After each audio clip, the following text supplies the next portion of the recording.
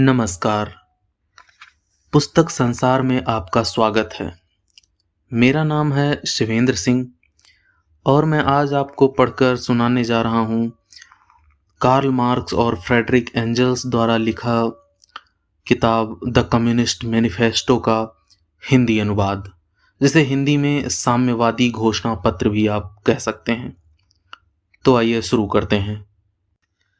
एक भूत यूरोप को सता रहा है, कम्युनिज्म का भूत।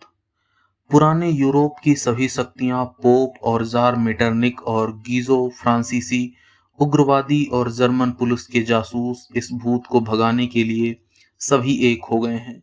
विपक्ष में वो पार्टी कहाँ है जिसकी उसके सत्तारूढ़ विरोधियों ने साम्यवादी कहकर निंदा न की हो? ऐसी कौन सी विपक्षी पार्टी है जिसने अधिक उच्च विपक्षी दलों के साथ साथ उसके प्रतिक्रियावादी विरोधियों के खिलाफ साम्यवाद की ब्रांडिंग को न रोका हो? इस तथ्य से दो परिणाम सामने आते हैं। पहला, कम्युनिज्म को सभी यूरोपीय ताकतों द्वारा एक शक्ति होना स्वीकार कर लिया गया है, और दूसरा, यह वो समय है जब कम्युनिज्म खुले तौर पर पूरी दुनिया के सामने अपने विचारों, अपने उद्देश्यों और अपनी प्रवृत्तियों को जाहिर करें और पार्टी के एक घोषणा पत्र के साथ साम्यवाद के भूत की इस नर्सरी कहानी को पूरा करें। इसके लिए विभिन्न जातियों के साम्यवादी लंदन में इकट्ठे हुए और घोषणा पत्रों को अंग्रेजी, फ्रेंच, जर्मन, इटालियन, फ्लेमिश और डेनिश भाषाओं में पब्लिश किया गया। तो अध्याय 1। अभी तक अस्तित्वमान सारे समाज का इतिहास वर्ग संघर्षों का इतिहास है।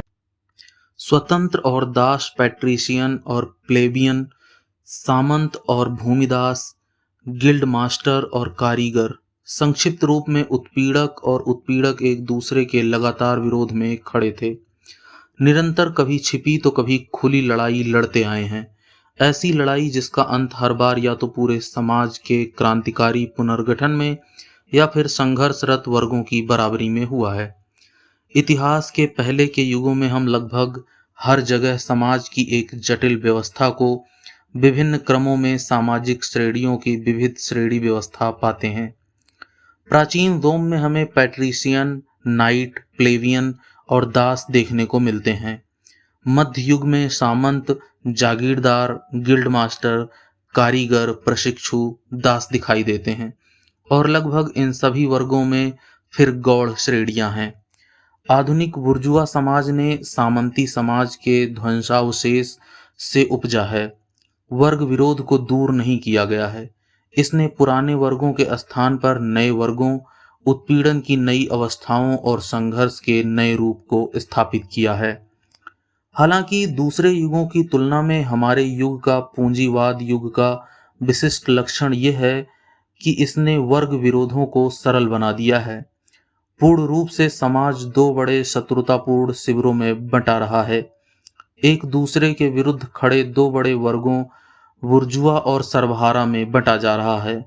मध्य युग के भूमिदासों से प्रारंभिक नगरों के अधिकार पत्र प्राप्त नागरिक पैदा हुए। इन्हीं नागरिकों से आगे चलकर बुर्जुआ के पहले तत्वों का विकास हुआ। अमेरिका की खोज और आशा अंतरीप होकर समुद्री रास्ते से निकाले जाने से उभरते पूंजीवाद के लिए नया क्षेत्र खुल गया। ईस्ट इंडियन और चीनी बाजार, अमेरिका का उपनिवेशीकरण, उपनिवेशों के साथ व्यापार, विनिमय के साधनों और आमतौर पर वस्तुओं में वृद्धि ने वाणिज्य, नौपरिवहन और उद्योग को एक अपूर्व आवेग और इस तरह लड़खड़ाते समाज में क्रांतिकारी तत्व को तेजी से विकास करने का अवसर प्रदान किया। उद्योग की सामंती प्रणाली, जिसके तहत औद्योगिक उत्पादन पर निकटतम गिल्डों का एकाधिकार था, अब नए बाजारों की बढ़ती आवश्यकताओं की पूर्ति के लिए पर्याप्त नहीं रह गई। निर्माण प्रणाली ने इसकी जगह ले ली। गिल्ड मास्टर्स को विनिर्माण मध्य वर्ग द्वारा एक तरफ धकेल दिया गया। अलग अलग कॉरपोरेट गिल्ड के बीच श्रम का विभाजन प्रत्येक एकल कार्यशाला में श्रम विभाजन के कारण गायब हो गया। इस बीच बाजार भी बढ़ते रहे और मांग भी बढ़ती रही। ऐसी स्थिति में विनिर्माण भी अपर्याप्त सिद्ध होने लगे। इसके बाद भाप और मशीनरी ने औद्योगिक उत्पादन में क्रांति ला दी। विनिर्माण का स्थान बड़े आधुनिक उद्योगों ने और औद्योगिक मध्यम वर्ग का स्थान औद्योगिक करोड़पतियों ने, संपूर्ण औद्योगिक सेनाओं के नायकों ने आधुनिक बुर्जुआ द्वारा ले लिया गया। आधुनिक उद्योग ने विश्व बाजार की स्थापना की है, जिसके लिए अमेरिका की खोज ने मार्ग प्रशस्त किया। इस बाजार ने वाणिज्य, नौपरिवहन, भूमि संचार का बहुत ही बढ़िया विकास कर दिया है। इस विकास ने उद्योग के विस्तार पर प्रभाव डाला और जिस अनुपात में उद्योग, वाणिज्य, नौपरिवहन और रेलवे का प्रसार हुआ, उसी अनुपात में पूंजीवाद का विकास हुआ। उसने अपनी पूंजी में वृद्धि की और मध्य युग से चले आए प्रत्येक वर्ग को पृष्ठभूमि में धकेल दिया। इसलिए हम देखते हैं कि आधुनिक बुर्जुआ वर्ग ने ही खुद विकास की एक लंबी प्रक्रिया की और उत्पादन एवं विनिमय के तरीकों में क्रांतियों की एक श्रृंखला की उपज की। बुर्जुआ वर्ग के विकास में हर कदम के साथ उस वर्ग की संगत राजनीतिक उन्नति हुई। सामंती कुलीनता के तहत एक उत्पीड़ित वर्ग मध्ययुगीन कम्यून में एक सशस्त्र और स्वशासी संघ एवं स्वतंत्र शहरी गणतंत्र, जैसे इटली और जर्मनी में, तो वहाँ जैसे फ्रांस में राजतंत्र की करदेय की तृतीय श्रेणी, आगे चलकर विनिर्माण के युग में अभिजात वर्ग के विरुद्ध अर्ध सामंती या निरंकुश राजतंत्र के लिए एक प्रति संतुलक का और वास्तव में आमतौर पर ताकतवर राजतंत्रों की बुनियाद का कार्य करने के बाद बुर्जुआ वर्ग ने आखिर आधुनिक उद्योग और विश्व बाजार की स्थापना के बाद से खुद के लिए आधुनिक प्रतिनिधि राज्य में विशेष राजनीतिक प्रभुत्व प्राप्त कर लिया था। आधुनिक राज्य की कार्यपालिका सारे बुर्जुआ वर्ग के सामान्य मामलों का संचालन करने वाली एक समिति से ज्यादा कुछ नहीं है। ऐतिहासिक रूप से बुर्जुआ वर्ग ने सबसे अधिक क्रांतिकारी भूमिका निभाई है। बुर्जुआ वर्ग ने जहां भी उसका पलड़ा भारी रहा है, सभी सामंती प्रतिसत्तात्मक सुखद संबंधों को समाप्त कर दिया है। इसने मनुष्य को स्वाभाविक श्रेष्ठों के साथ संबंध रखने वाले विविध प्रकार के सामंती संबंधों को तोड़ दिया है और नग्न आत्मस्वार्थ के नगद भुगतान के कठोर व्यवहार के सिवा इंसान के बीच कोई अन्य संबंध बाकी नहीं रहने दिया है। धार्मिक उत्साह के सभी स्वर्गीय परमानंदों को, सुसम्य उत्साह और संकुचित भावुकता को उसने अहंकारी परिगणना के बर्फीले पानी में डुबो दिया है। इसने वैयक्तिक मूल्य को विनिमय मूल्य में परिणत कर दिया है और असंख्य अलोप्य प्रदत्त एवं अर्जित स्वतंत्रता के स्थान पर उस अनुचित स्वतंत्रता की स्थापना की है जिसे मुक्त व्यापार कहते हैं। एक शब्द में शोषण के लिए धार्मिक और राजनीतिक भ्रम से घिरे हुए इसने नग्न, निर्लज्ज, प्रत्यक्ष क्रूर शोषण को प्रतिस्थापित किया है। जिन पेशों के संबंध में बुर्जुआ वर्ग ने अब तक लोगों के मन में आदर और श्रद्धा की भावना थी, उन सभी का प्रभामंडल बुर्जुआ वर्ग ने छीन लिया है। इसने चिकित्सक, वकील, पुरोहित, कवि, वैज्ञानिक सभी को अपना वेतन भोगी मजदूर बना दिया है। बुर्जुआ वर्ग के परिवार के ऊपर से भावुकता का पर्दा हटा दिया है और पारिवारिक संबंधों को मात्र धन संबंध में परिवर्तित कर दिया है।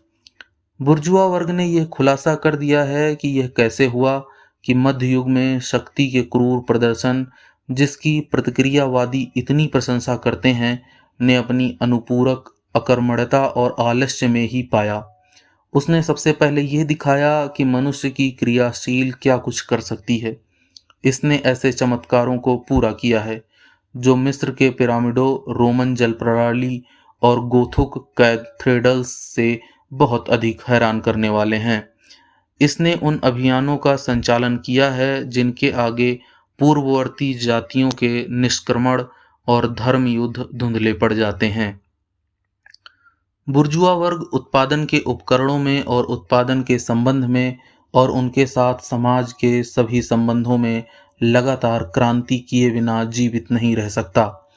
इसके विपरीत अनछुए रूपों में उत्पादन के पुराने साधनों का संरक्षण सभी पहले के औद्योगिक वर्गों के लिए अस्तित्व की पहली शर्त थी। उत्पादन की लगातार क्रांति, सभी सामाजिक परिस्थितियों की निर्बाध गड़बड़ी, चिरस्थायी अनिश्चितता और आंदोलन, ये सभी बुर्जुआ युग को पहले के सभी युगों से अलग करते हैं। सभी स्थिर और जड़ीभूत संबंध अपने प्राचीन और श्रद्धेय पूर्वाग्रहों एवं विचारों के साथ नष्ट हो जाते हैं और सभी नवनिर्मित संबंध जड़ीभूत होने के पहले ही पुराने पड़ जाते हैं। जो कुछ भी ठोस है वो हवा में उड़ जाता है, जो कुछ पवित्र है वो भ्रष्ट हो जाता है और मनुष्य को अपने जीवन की वास्तविक परिस्थितियों और पारस्परिक संबंधों के बारे में सोचने के लिए मजबूर होना पड़ता है। अपने उत्पादों के लिए लगातार विस्तार करने वाले बाजार की आवश्यकता विश्व की पूरी तरह बुर्जुआ वर्ग का पीछा करती है। इसे हर जगह प्रवेश करना चाहिए, हर जगह बसना चाहिए, हर जगह संपर्क स्थापित करना चाहिए। बुर्जुआ वर्ग ने विश्व बाजार का अपने लाभ के लिए हर देश में उत्पादन और उपभोग को एक सार्वभौमिक स्वरूप दे दिया है। प्रतिक्रियावादियों को उद्विग्न करते हुए उसने उद्योग के पैरों के नीचे से उस राष्ट्रीय आधार को खींच लिया है जिस पर वह खड़ा था। पुराने स्थापित राष्ट्रीय उद्योग नष्ट हो गए हैं या नष्ट कर दिए गए हैं। उनकी जगह नए उद्योग ले रहे हैं जिनका परिचय सभी सभ्य देशों के लिए एक जीवन और मृत्यु का प्रश्न बन जाता है। ऐसे उद्योग जब स्वदेशी कच्चे माल का काम नहीं करते हैं बल्कि दूरस्थ क्षेत्रों से लाए गए कच्चे माल का उपयोग करते हैं, ऐसे उद्योग जिनके उत्पादों का उपभोग केवल स्वदेश में नहीं किया जाता बल्कि दुनिया के हर क्षेत्र में किया जाता है, पुरानी ज़रूरतों के स्थान पर जो स्वदेशी चीज़ों से संतुष्ट हो जाती थीं, अब नई ज़रूरतें पैदा हो गई हैं जिससे उनकी संतुष्टि के लिए दूर के देश और भूभागों के उत्पादों की आवश्यकता होती है। पुराने स्थानीय और राष्ट्रीय पृथकता और आत्मनिर्भरता का स्थान संसर्ग ने राष्ट्रों और सार्वभौम परस्पर निर्भरता ने ले लिया है और भौतिक उत्पादन की ही तरह बौद्धिक उत्पादन के क्षेत्र में भी समान रूप से यही बात है। व्यक्तिगत राष्ट्रों की बौद्धिक रचनाएं सामान्य संपत्ति बन गई हैं। राष्ट्रीय एकपक्षता और संकीर्णता अधिक से अधिक असंभव होती जा रही हैं और कई राष्ट्रीय और स्थानीय साहित्य से एक विश्व साहित्य पैदा होता है। बुर्जुआ वर्ग उत्पादन के सभी साधनों में तेजी से सुधार और संचार साधनों के द्वारा सभी यहाँ तक कि सबसे अधिक बर्बर राष्ट्रों को भी सभ्यता की परिधि में खींच लाता है। इसके माल की सस्ती कीमतें भारी तोपखाने हैं जिनकी सहायता से वो सभी चीनी दीवारों को ढहा देता है और जिसके बाद विदेशियों के प्रति बर्बर लोगों की घृणा को घुटने टेकने के लिए मजबूर करता है। वह सभी देशों को विलुप्त होने के डर से बुर्जुआ उत्पादन प्रणाली को अपनाने के लिए मजबूर करता है। वह उन्हें इस बात का परिचय देने के लिए मजबूर करता है कि वह जिसे सभ्यता कहता है अपने बीच उसका प्रचलन कैसे करे, यानी स्वयं बुर्जुआ बन जाए। संक्षेप में वो अपने ही ढांचे में ढली एक दुनिया बनाता है। बुर्जुआ वर्ग ने देश को कस्बों के शासन के अधीन कर दिया है। इसने विशाल शहरों का निर्माण किया है, ग्रामीण आबादी की तुलना में शहरी आबादी में बहुत वृद्धि की है और इस प्रकार आबादी के एक बड़े हिस्से को ग्रामीण जीवन के मूढ़ता से बचाया है।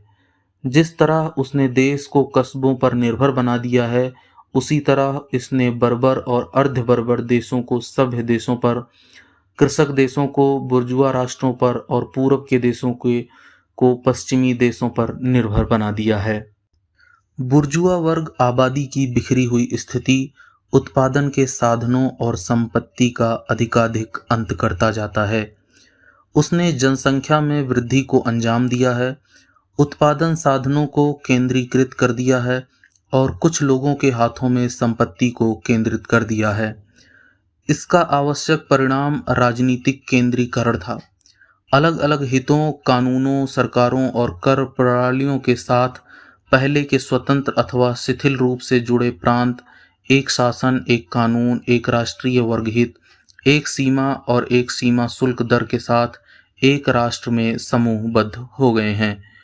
बुर्जुआ वर्ग ने अपने 100 वर्षों के दुर्लभ शासन के दौरान सभी पूर्ववर्ती पीढ़ियों की तुलना में अधिक बड़े और अधिक विशाल उत्पादक शक्तियों का निर्माण किया है।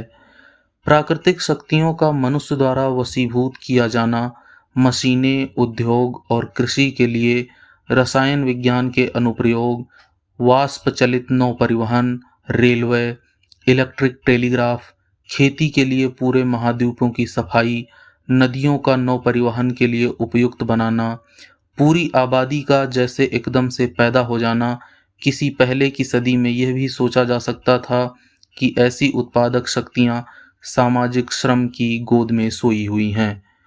तब हम देखते हैं उत्पादन और विनिमय के साधन जिसकी बुनियाद पर बुर्जुआ वर्ग ने स्वयं को स्थापित किया था, सामंती समाज में पैदा हुए थे। उत्पादन और विनिमय के इन साधनों के विकास में एक निश्चित अवस्था में जिन परिस्थितियों में सामंती समाज ने उत्पादन किया है और आदान प्रदान किया, कृषि और विनिर्माण उद्योग के सामंती संगठन, एक शब्द में संपत्ति के सामंती संबंध अब पहले से विकसित उत्पादक शक्तियों के संगत नहीं रहे। वह विविध वेड़िया बन गए, उन्हें चकनाचूर हो जाना पड़ा। उनका स्थान मुक्त प्रतियोगिता ने और उसके साथ साथ उसके अनुरूप सामाजिक तथा राजनीतिक ढांचे ने और बुर्जुआ वर्ग के आर्थिक तथा राजनीतिक प्रभुत्व ने ले लिया। इसी तरह का आंदोलन हमारी अपनी आंखों के सामने चल रहा है। उत्पादन के अपने संबंधों के साथ आधुनिक बुर्जुआ समाज और संपत्ति का एक ऐसा समाज जो उत्पादन और विनिमय के ऐसे विशाल साधनों को समेटे हुए है, जादूगर की तरह है, जो अब उस सत्ता की शक्तियों को नियंत्रित करने में सक्षम नहीं है जिसे उसने अपने मंत्र द्वारा पुकारा है। उद्योग और वाणिज्य का इतिहास पिछले कई दशकों से केवल आधुनिक उत्पादक शक्तियों के आधुनिक उत्पादक स्थितियों के विरुद्ध, उन संपत्तियों संबंधों के विरुद्ध विद्रोह का इतिहास है जो बुर्जुआ वर्ग और उसके शासन के अस्तित्व की शर्तें हैं। यह वाणिज्यिक संकटों का उल्लेख करने के लिए पर्याप्त है, जो कि समय समय पर सारे बुर्जुआ समाज के अस्तित्व को हर बार अधिक खतरनाक ढंग से समझाते हैं। इन संकटों में न केवल मौजूदा उत्पादों बल्कि पहले से निर्मित उत्पादक शक्तियों का भी एक बड़ा हिस्सा समय समय पर नष्ट हो जाता है। इन संकटों में एक ऐसी महामारी सामने आती है जो पहले के सभी युगों में एक गैर बराबरी की तरह प्रतीत होती है, और यह महामारी है अति उत्पादन की महामारी। समाज अचानक खुद को पल पल बर्बरता की स्थिति में पाता है। ऐसा प्रतीत होता है जैसे कि अकाल और तबाही के एक सार्वभौमिक युद्ध ने निर्वाह के हर साधन की आपूर्ति को काट दिया हो। उद्योग और वाणिज्य नष्ट होते प्रतीत होते हैं। और क्यों? क्योंकि समाज में सभ्यता के निर्वाह के साधनों की, उद्योगों की, वाणिज्य की अधिकता हो गई है। समाज को उपलब्ध उत्पादक शक्तियां बुर्जुआ संपत्ति की अवस्थाओं के विकास का अब संवर्धन नहीं करती। इसके विपरीत वे उन स्थितियों के लिए जिन्होंने उन्हें बांध रखा है बहुत शक्तिशाली हो गए हैं, और इसलिए जैसी ही वे इन बंधनों से छुटकारा पाने लगती हैं, वे पूरे बुर्जुआ समाज में अव्यवस्था पैदा कर देती हैं। बुर्जुआ संपत्ति के अस्तित्व को खतरे में डाल देती हैं। बुर्जुआ समाज की स्थितियां उनके द्वारा निर्मित धन को समाहित करने के लिए बहुत संकीर्ण हैं, और बुर्जुआ वर्ग इन संकटों से कैसे पार पाता है? एक ओर उत्पादक शक्तियों के एक बड़े पैमाने पर विनाश द्वारा, और दूसरी ओर नए नए बाजारों पर आधिपत्य द्वारा, और साथ ही पुराने बाजारों के और अधिक गहन दोहन द्वारा। कहने का मतलब यह है कि अधिक व्यापक और अधिक विनाशकारी संकटों के लिए मार्ग प्रशस्त करके और उन संकटों के साधनों को कम करना। जिन हथियारों के साथ बुर्जुआ वर्ग ने सामंतवाद को पराभूत किया था, वे अब स्वयं बुर्जुआ वर्ग के विरुद्ध हो गए हैं। लेकिन बुर्जुआ वर्ग ने न केवल उन हथियारों को बनाया है जो उसकी मौत को लाते हैं, बल्कि उसने उन लोगों को भी पैदा किया है जो उन हथियारों को फिर से बनाना चाहते हैं। आधुनिक श्रमिक सर्वहारा वर्ग। जिस अनुपात में बुर्जुआ वर्ग यानी पूंजी का विकास होता है, उसी अनुपात में सर्वहारा वर्ग और आधुनिक श्रमिक वर्ग का भी विकास होता है, जो तभी तक जिंदा रह सकते हैं जब तक उन्हें काम मिलता है, और उन्हें काम तभी तक मिलता है जब तक उनका श्रम पूंजी में वृद्धि करता है। ये मजदूर जो खुद को टुकड़ों में बेचना चाहते हैं, किसी भी अन्य वाणिज्यिक वस्तु की तरह खुद भी वस्तु हैं, और इसलिए वह प्रतिस्पर्धा और बाजार के सभी उतार चढ़ावों का शिकार करते हैं।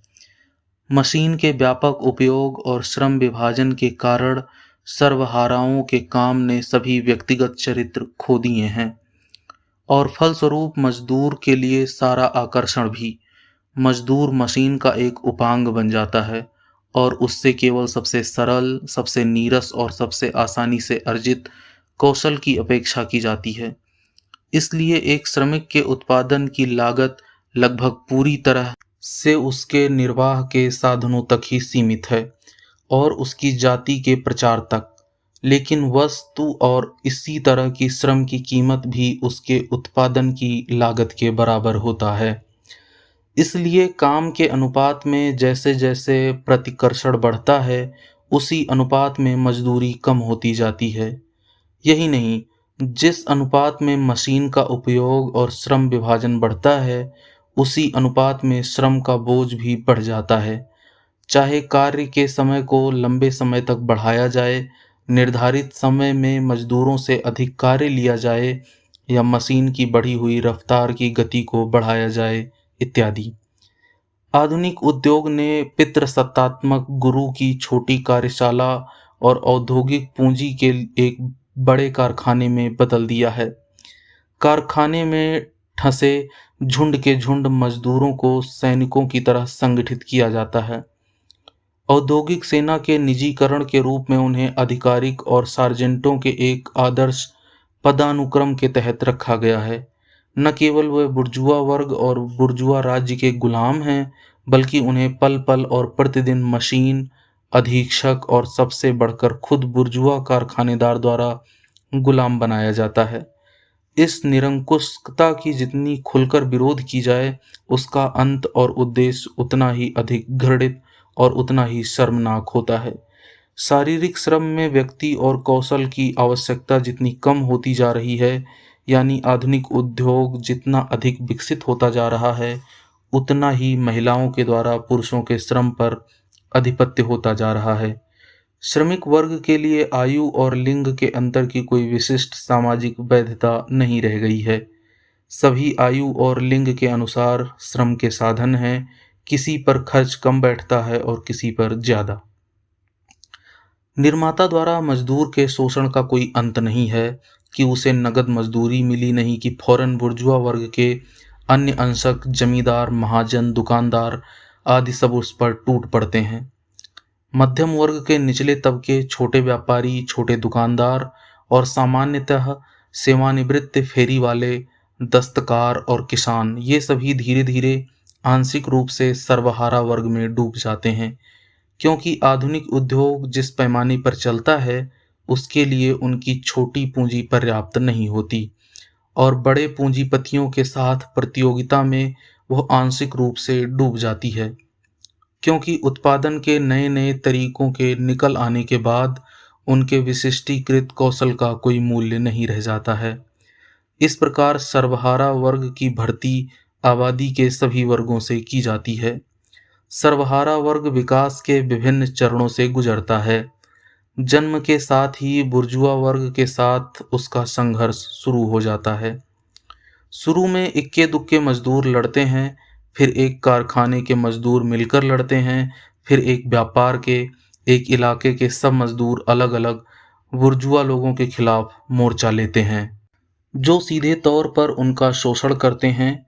वह अपने हमलों को उत्पादन की बुर्जुआ स्थितियों के खिलाफ नहीं, बल्कि खुद उत्पादन के उपकरणों के खिलाफ निर्देशित करते हैं। वह आयातित माल को नष्ट कर देते हैं, जो उनके श्रम के साथ प्रतिस्पर्धा करते हैं। वह मशीनरी को तोड़ते हैं, वह कारखानों को तोड़ते हैं, वे मध्य युग के श्रमिक की खोई हुई स्थिति को बहाल करने की कोशिश करते हैं। इस स्तर पर मजदूर अभी भी पूरे देश में बिखरी असंबंध और अपनी ही आपसी होड़ के कारण बटी हुई भीड़ ही होते हैं। अगर कहीं वे अधिक ठोस समुदाय बनाने के लिए एकजुट होते हैं, तो यह अभी तक उनके स्वयं के सक्रिय संघ का परिणाम नहीं है, बल्कि बुर्जुआ वर्ग के संघ का परिणाम होता है, जिसे स्वयं अपने राजनीतिक उद्देश्य को प्राप्त करने के लिए पूरे सर्वहारा वर्ग को गतिशील करना पड़ता है, और वो ऐसा करने में अभी कुछ समय तक समर्थ भी होता है। इसलिए इस स्तर पर सर्वहारा अपने दुश्मनों से नहीं लड़ते, बल्कि अपनी दुश्मनों के दुश्मन निरंकुश राजतंत्र के अवशेषों, भूस्वामियों, गैर औद्योगिक पूंजीपतियों, छोटे पूंजीपतियों से लड़ना पड़ता है। इस प्रकार पूरा ऐतिहासिक आंदोलन पूंजीपतियों के हाथों में केंद्रित है।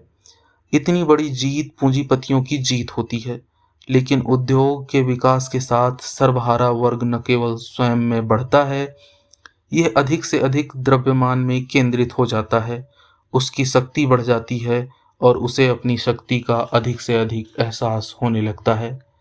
मशीन जिस अनुपात में श्रम के तमाम भेदों को मिटाती जाती है और लगभग सभी जगह मजदूरी को एक ही निम्न स्तर पर लाती है, उसी अनुपात में सर्वहारा की पांतों में विभिन्न हितों और जीवन की अवस्थाओं का अधिकाधिक समीकरण होता जाता है। बुर्जुआ वर्ग में बढ़ते व्यावसायिक संकटों के बीच बढ़ती प्रतिस्पर्धा मजदूरों की मजदूरी और अधिक अस्थिर हो जाती है। मशीनरी का निरंतर सुधार, जिसमें लगातार तेजी आती जाती है, मजदूरों की आजीविका को अधिक से अधिक अनिश्चित बना देता है।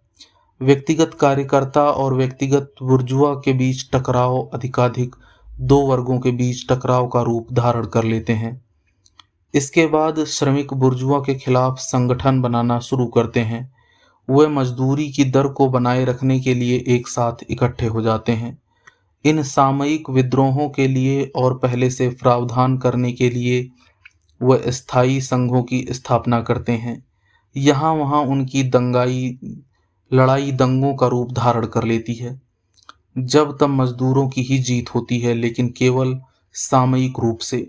उनकी लड़ाई का असली फल तत्कालिक परिणाम में नहीं, बल्कि श्रमिकों की निरंतर बढ़ती एकता में निहित है। इस संघ को आधुनिक उद्योग में बनाए गए संचार के बेहतर साधनों द्वारा मदद की जाती है, और यह विभिन्न इलाकों के श्रमिकों को एक दूसरे के संपर्क में रखता है।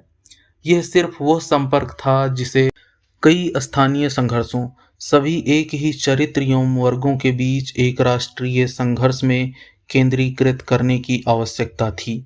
लेकिन हर वर्ग का संघर्ष एक राजनीतिक संघर्ष है, और उस संघ को, जिसे हासिल करने के लिए अपनी शोचनीय सड़कों के कारण मध्य युग के नगरवासियों को सदियां लगी थी, जबकि रेलों की बदौलत आधुनिक सर्वहारा कुछ ही वर्षों में हासिल कर लेते हैं। सर्वहारा वर्ग का यह संगठन एक वर्ग में और फलस्वरूप राजनीतिक दल में स्वयं कार्यकर्ताओं के बीच प्रतिस्पर्धा से लगातार भंग होता रहता है, लेकिन ये फिर उठ खड़ा होता है, पहले से भी अधिक मजबूत, दृढ़ और शक्तिशाली बनकर। वह पूंजीपतियों के बीच विभाजन का लाभ उठाकर श्रमिकों के विशेष हितों की विधायी मान्यता को हासिल कर लेता है। इस प्रकार इंग्लैंड में 10 घंटे के कार्य दिवस का कानून इसी तरह पारित हुआ था। कुल मिलाकर पुराने समाज के वर्गों के बीच टकराव कई मानों में सर्वहारा वर्ग के विकास का ही मार्ग है। बुर्जुआ वर्ग लगातार खुद को लड़ाई में शामिल पाता है, पहले अभिजात वर्ग के विरुद्ध, बाद में बुर्जुआ वर्ग के उन हिस्सों के साथ जिनके हित उद्योग की प्रगति के विरोधी बन जाते हैं, और विदेशी बुर्जुआ वर्ग के विरुद्ध तो निरंतर। इन तमाम लड़ाइयों में वो अपने को सर्वहारा की तरफ मुड़ने, उससे मदद मांगने और इस प्रकार उसे राजनीतिक रंगमंच में खींचने के लिए मजबूर पाता है। इसलिए बुर्जुआ वर्ग से लड़ने के लिए सर्वहारा वर्ग को हथियारों की उपलब्ध कराता है। इसके अलावा, जैसा कि हम पहले भी देख चुके हैं, शासन वर्गों के पूरे वर्ग उद्योग की उन्नति के कारण सर्वहारा वर्ग की स्थिति में चले जाते हैं या कम से कम उनके अस्तित्व की स्थितियों के लिए खतरा पैदा हो जाता है। ये प्रबुद्धता और प्रगति के नए तथ्यों के साथ सर्वहारा की आपूर्ति भी करते हैं। अंत में ऐसे समय में जब वर्ग संघर्ष निर्णायक समय के पास पहुंच जाता है, शासक वर्ग के भीतर चल रही विघटन की प्रक्रिया वास्तव में पुराने समाज के भीतर इतना स्पष्ट और प्रचंड रूप ग्रहण कर लेती है कि शासक वर्ग का एक छोटा सा वर्ग उससे अलग हो जाता है और क्रांतिकारी वर्ग के साथ जा मिलता है, जिनके हाथ में भविष्य होता है। बस इसलिए जिस तरह पहले के युद्ध में अभिजात वर्ग का एक वर्ग बुर्जुआ वर्ग के साथ चला गया, उसी तरह अब बुर्जुआ वर्ग का एक हिस्सा और विशेष रूप से बुर्जुआ विचारकों का एक हिस्सा, जिन्होंने खुद को समग्र रूप से ऐतिहासिक आंदोलन को समझने के स्तर पर ऊपर उठाया है, सर्वहारा वर्ग के पास चला जाता है। बुर्जुआ वर्ग के साथ आमने सामने खड़े होने वाले सभी वर्गों में सर्वहारा वर्ग वास्तव में एक क्रांतिकारी वर्ग है। आधुनिक उद्योग के सामने अन्य वर्ग नष्ट हो जाते हैं और अंत में गायब हो जाते हैं। सर्वहारा वर्ग इसका विशेष और आवश्यक उत्पाद है। निम्न मध्यम वर्ग, छोटे निर्माता, दुकानदार, कारीगर, किसान, ये सभी बुर्जुआ वर्ग के खिलाफ अपने अस्तित्व को विलुप्त होने से बचाने के लिए संघर्ष करते हैं। वे इसलिए क्रांतिकारी नहीं हैं लेकिन रूढ़िवादी हैं।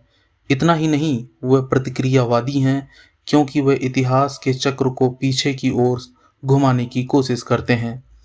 अगर संयोग से वे क्रांतिकारी हैं तो वे केवल इसलिए कि सर्वहारा वर्ग में उनका स्थानांतरण नियत है। वे इस प्रकार अपने वर्तमान की ही नहीं बल्कि अपने भविष्य के हित की भी रक्षा करते हैं। वे सर्वहारा वर्ग का खुद को रखने के लिए अपने स्वयं के दृष्टिकोण को छोड़ देते हैं। खतरनाक वर्ग, सामाजिक कचरा, पुराने समाज के निम्नतम स्तरों में से निकला हुआ और निष्क्रियता के कीचड़ में सड़ता हुआ यह समूह जहां तहां सर्वहारा क्रांति की आंधी में पड़कर आंदोलन में खिंचा सकता है। हालांकि इसके जीवन की स्थितियां उसे प्रतिक्रियावादी साजिश के घूस वाले टट्टू का काम करने के लिए कहीं अधिक तैयार करती हैं। सर्वहारा वर्ग की मौजूदा स्थितियों में बड़े पैमाने पर पुराने समाज की स्थितियां पहले से ही विलुप्त हो चुकी हैं। सर्वहारा बिना संपत्ति के होते हैं। अपनी पत्नी और बच्चों के साथ उनका जो संबंध है, उसकी बुर्जुआ पारिवारिक संबंधों के साथ अब कुछ भी सामान्यतः नहीं रह गई है। आधुनिक औद्योगिक श्रम ने, पूंजी की आधुनिक अधीनता ने, जो फ्रांस, इंग्लैंड, अमेरिका और जर्मनी सब जगह समान ही है, सर्वहारा को राष्ट्रीय चरित्र के हर निशान से वंचित कर दिया है। कानून, नैतिकता, धर्म, उसके लिए बहुत सारे बुर्जुआ पूर्वाग्रह हैं, जिसके पीछे कई बुर्जुआ हित घात में दुबके हुए हैं। अपना प्रभुत्व स्थापित करने वाले सभी पूर्ववर्ती वर्गों ने विनियोजन की अपनी शर्तों पर बड़े पैमाने पर समाज को अधीन करके अपने पहले से ही अर्जित स्थिति को मजबूत करने की कोशिश की है। सर्वहारा लोग समाज की उत्पादक शक्तियों के स्वामी नहीं बन सकते हैं जब तक कि अपनी पुरानी हस्तगतकरण प्रणाली का और उसके साथ साथ पहले की हर अन्य हस्तगतकरण प्रणाली का नाश न कर दें। उनके पास खुद को सुरक्षित करने और मजबूत करने के लिए कुछ भी नहीं है। उनका मिशन व्यक्तिगत संपत्ति के लिए और बीमा की सभी पिछली प्रतिभूतियों को नष्ट करना है। पिछले सभी ऐतिहासिक आंदोलन अल्पसंख्यकों के आंदोलन थे, ये अल्पसंख्यकों के हित में आंदोलन थे। सर्वहारा आंदोलन अपार बहुमत के हित में चेतन तथा स्वतंत्र आंदोलन है। सर्वहारा वर्ग बिना खुद को उठाए हमारे वर्तमान समाज के सबसे निचले तबके में हलचल नहीं कर सकता, जब तक कि शासकीय समाज की छतों को हवा में न उड़ा दे। यद्यपि बुर्जुआ वर्ग के खिलाफ सर्वहारा का संघर्ष अंतर की दृष्टि से नहीं है, बल्कि रूप की दृष्टि से शुरुआत में पहले राष्ट्रीय संघर्ष होता है। वास्तव में प्रत्येक देश के सर्वहारा वर्ग को सबसे पहले अपने ही बुर्जुआ वर्ग से निपटना चाहिए। सर्वहारा वर्ग के विकास के सबसे सामान्य चरणों का चित्रण करते हुए हमने विद्यमान समाज के भीतर न्यूनाधिक प्रच्छन्न रूप से चलने वाले गृहयुद्ध का उसी बिंदु तक चित्रण किया है जहां वह युद्ध खुली क्रांति में परिणत हो जाता है और जहां बुर्जुआ वर्ग का बलपूर्वक तख्तापलट सर्वहारा वर्ग के प्रभुत्व की नींद डालता है। समाज का हर रूप आधारित है, जैसा कि हम पहले ही देख चुके हैं, उत्पीड़ित और उत्पीड़ित वर्गों की दुश्मनी पर। लेकिन किसी भी वर्ग पर अत्याचार करने के लिए कुछ अवस्थाएं सुनिश्चित करना जरूरी है, जिसके तहत वह कम से कम अपना दासवत अस्तित्व बनाए रख सकें। भूदासता के युग में भूदास ने अपने को कम्यून के सदस्य की स्थिति तक उठा लिया, जैसे निम्न बुर्जुआ सामंती निरंकुशता के जुए के तहत एक बुर्जुआ में विकसित होने में कामयाब रहा। आधुनिक मजदूर इसके विपरीत उद्योग की प्रगति के साथ बढ़ने के बजाय अपने स्वयं के वर्ग के अस्तित्व की आवश्यक अवस्थाओं के नीचे गहरे और गहरे दब जाते हैं। वह कंगाल हो जाता है और जनसंख्या व धन की तुलना में कंगाली अधिक तेजी से विकसित होती है। और यहाँ यह स्पष्ट हो जाता है कि बुर्जुआ वर्ग अब समाज में शासक बनने और समाज पर अस्तित्व की अपनी शर्तों को एक आधिपत्य कानून के रूप में लागू करने के लिए अयोग्य है। वह शासन करने के लिए अयोग्य है क्योंकि वह अपने दास का अपनी दासता में अस्तित्व को सुनिश्चित करने के लिए अक्षम है, क्योंकि वह उसे ऐसी स्थिति में डूबने से बचाने में मदद नहीं कर सकता है कि जब उसे दास का पेट भरना पड़ता है, बजाय उससे दास का पेट भरे। समाज अब इस बुर्जुआ वर्ग के अधीन नहीं रह सकता है। दूसरे शब्दों में, उसका अस्तित्व अब समाज के अनुकूल नहीं है। बुर्जुआ वर्ग के अस्तित्व और प्रभुत्व के लिए आवश्यक शर्त पूंजी का निर्माण और वृद्धि है, और पूंजी की शर्त मजदूरी है। मजदूरी श्रम विशेष रूप से मजदूरों के बीच प्रतिस्पर्धा पर टिका हुआ है।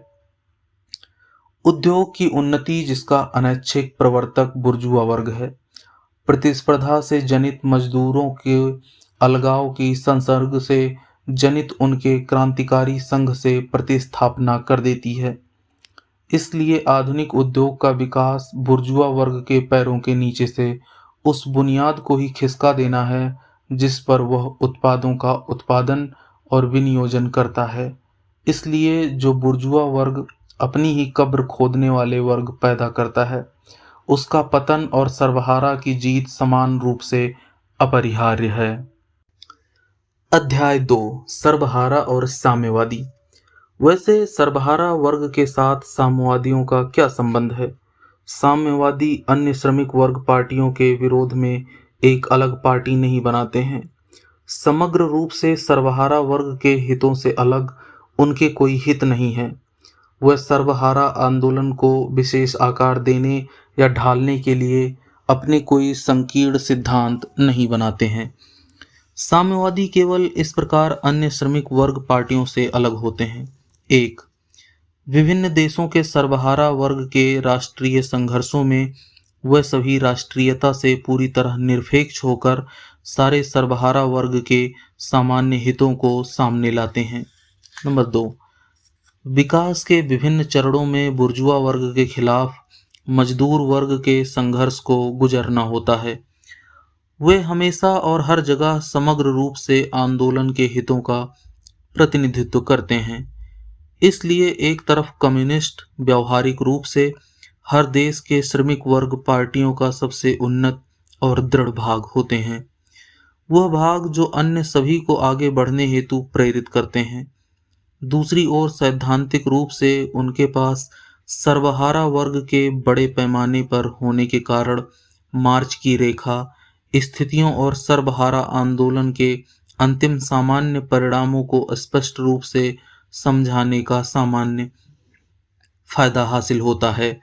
साम्यवादियों का तत्कालिक उद्देश्य अन्य सभी सर्वहारा दलों के समान है, यानी सर्वहारा वर्ग का एक वर्ग में गठन, बुर्जुआ वर्चस्ववाद को उखाड़ फेंकना, सर्वहारा वर्ग द्वारा राजनीतिक सत्ता की विजय, साम्यवादियों के सैद्धांतिक निष्कर्ष इस या उस तथाकथित जगत सुधारक द्वारा आविष्कृत अथवा अन्वेषित विचारों या सिद्धांतों पर किसी भी तरह आधारित नहीं है।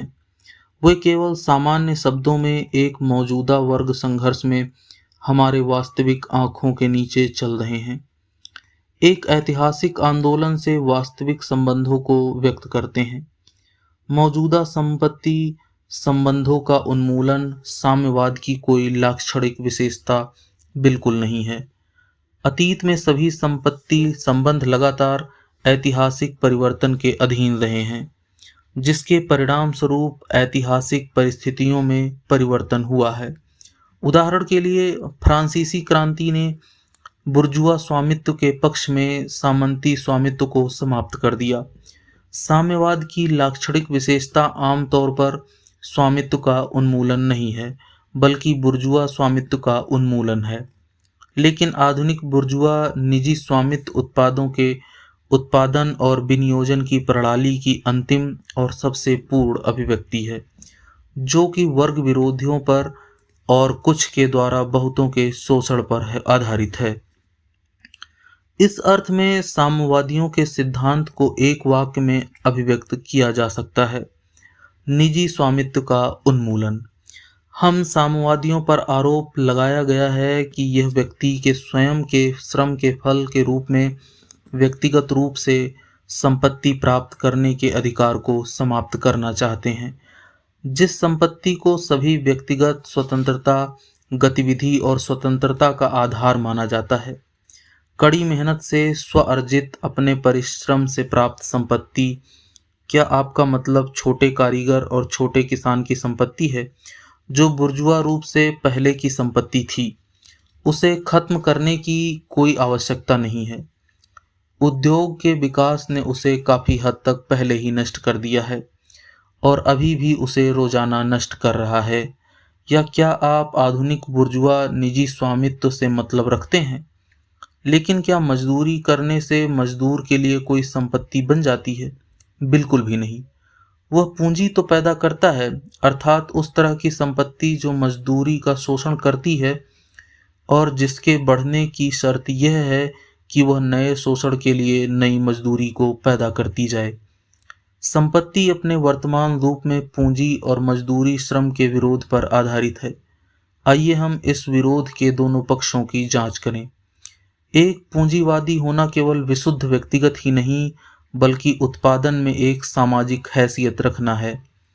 पूंजी एक सामूहिक उत्पाद है और केवल कई सदस्यों की एकजुट कार्यवाही से अंततोगत्वा केवल समाज के सभी सदस्यों की एक एकजुट कार्यवाही है। इसे गतिशील किया जा सकता है। इस तरह पूंजी व्यक्तिगत नहीं है, बल्कि यह एक सामाजिक शक्ति है।